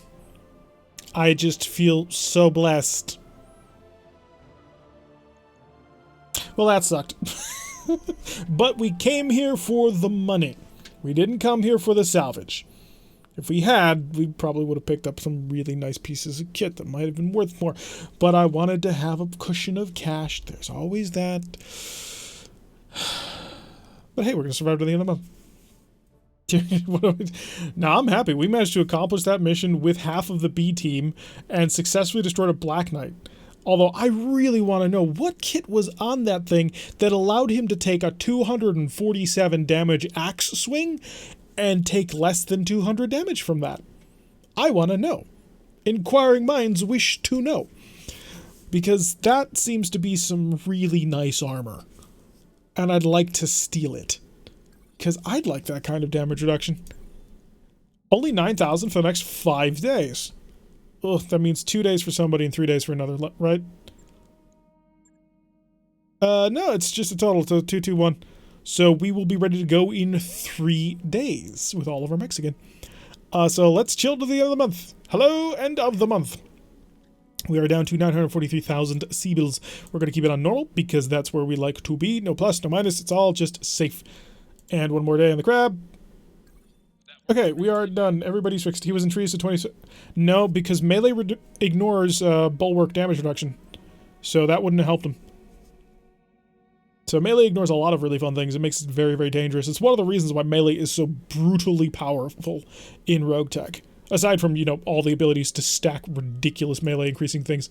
I'm not complaining. I love it. I think it's a fantastic element to the game that really brings some mechs and allows them to shine in certain ways, like this Hatchet Man, which otherwise would be a pretty disappointing mech. The fact that you can boost its melee damage so high allows it to maintain a sense of being useful in the late game. Because this is not even the final form of this mech. I mean, we know for a fact that this is not the best form of this mech, because we can get another set of talons on this thing. We probably can't get any better armor. The spiked armor is probably the best way to do it, because this is a fairly significant increase in firepower anyway. There is a melee-specific targeting computer, which will increase his accuracy there. The spiked pirate helmet is helpful for dealing even more damage, so there's some things that could be done. I don't think Solaris spikes still exist in game. They might. But Solaris spikes and TSM would be another way to increase it. You could get the amount of damage this mech could deal to well over 300 without too much more effort. Granted, it's going to be an uphill battle to get there, but you could do it. So another set of talons, probably TSM of some description. Solaris spikes if they're still a thing. I don't know. The claws are the best things. The ER medium pirate lasers add to your damage. It's phenomenal. And yeah. This Hatchet Man is insane. It's a 45-ton mech that can basically deal enough damage to one-shot a heavy, if that heavy does not have some fantastic damage reduction. If we had gotten behind him and managed to hit that torso, he'd have been dead immediately. Although, yeah. I really wish I knew what that guy had. Alright, let's do a quick check. Is there anything in here special? We're not modifying this mech, I'm just checking through my equipment in general. Jump jets, engine cores. We have a fairly decent spread of engine cores. I don't like the 240. I hate the 240 core. The 240 core is just barely.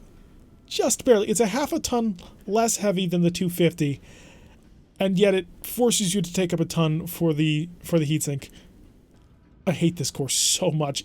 It irritates me from just a neatness perspective. Yeah, I think that's going to be it. I think we've modified all of our mechs in all the ways that they need to be modified with what we currently have. The Clint already has... Yeah, he's got sensors powered and the ballistic computer. That's one of the reasons why he's so gosh darn accurate with that cannon. You've got the power targeting system and the sheathed beacon, mainly because we kind of expect you to do a little bit more nimble flanking and scouting than we do expect you to do massive damage, which, to be fair, 4 ER medium lasers is still a significant amount of damage to be pumping out from a 35-ton mech. The trebuchet is just gorgeous.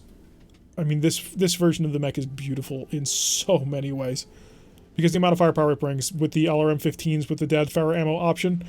I mean, the LRM-15 Telos has the +1 accuracy. He's then got +1 now from the sensor tracker. He's got +3 for the pirate fire control system.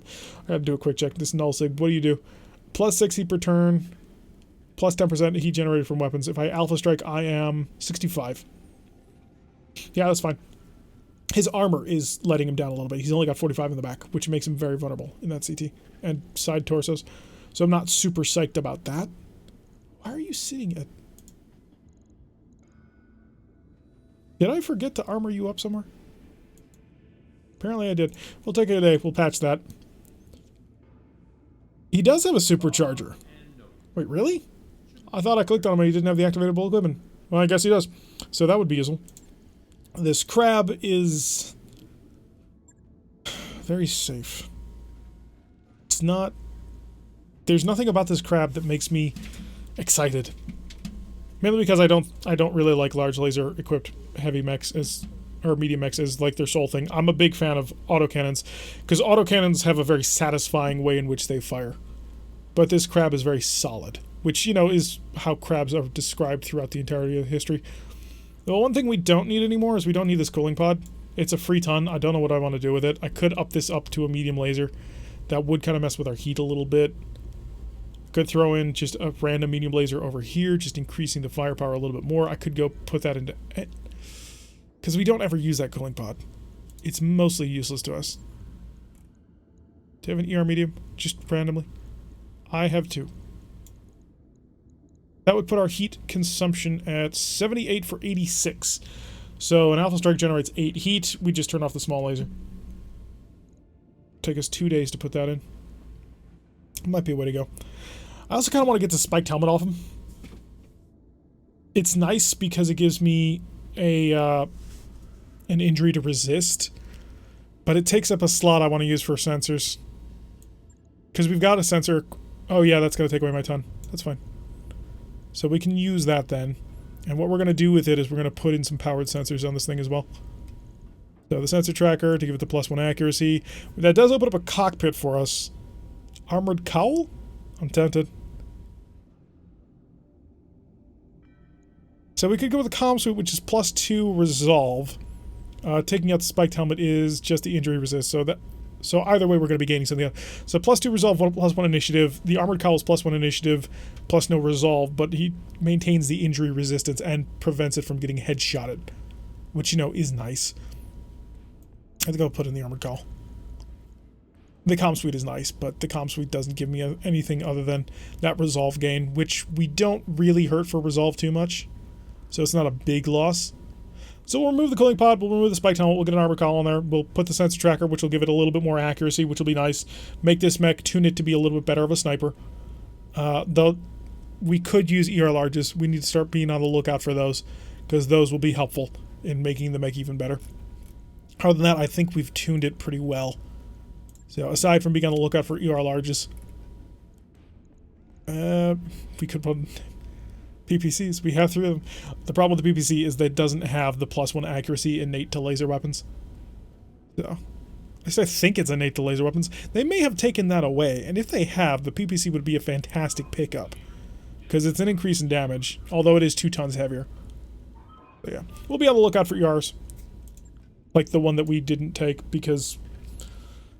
yeah, there was just so much good stuff in that Huron. We couldn't justify just taking those. So one day on the Trebuchet, it has been fully taken away? Okay, then that makes me feel a little bit better about taking other types of heavy energy then. Alright, so we've improved our mechs to a slightly better degree. At this point, we are improving them in little bits at this point, as small, slightly better equipment comes into vogue for us. What do you got? On your head, you've got a slick suite and IFF jammer. So basically, you get a for-free electronic countermeasure system that is selfishly held to just you. Oh, and you throw the warfare suite on there. Wait, so what the heck's the point of the IR jammer? Oh yeah, it gives me a little bit more defense. That's what it was. Well, I'm out of powered sensors, so I don't really need it. Yeah, it adds to my ECM a little bit more, making him that much harder to hit.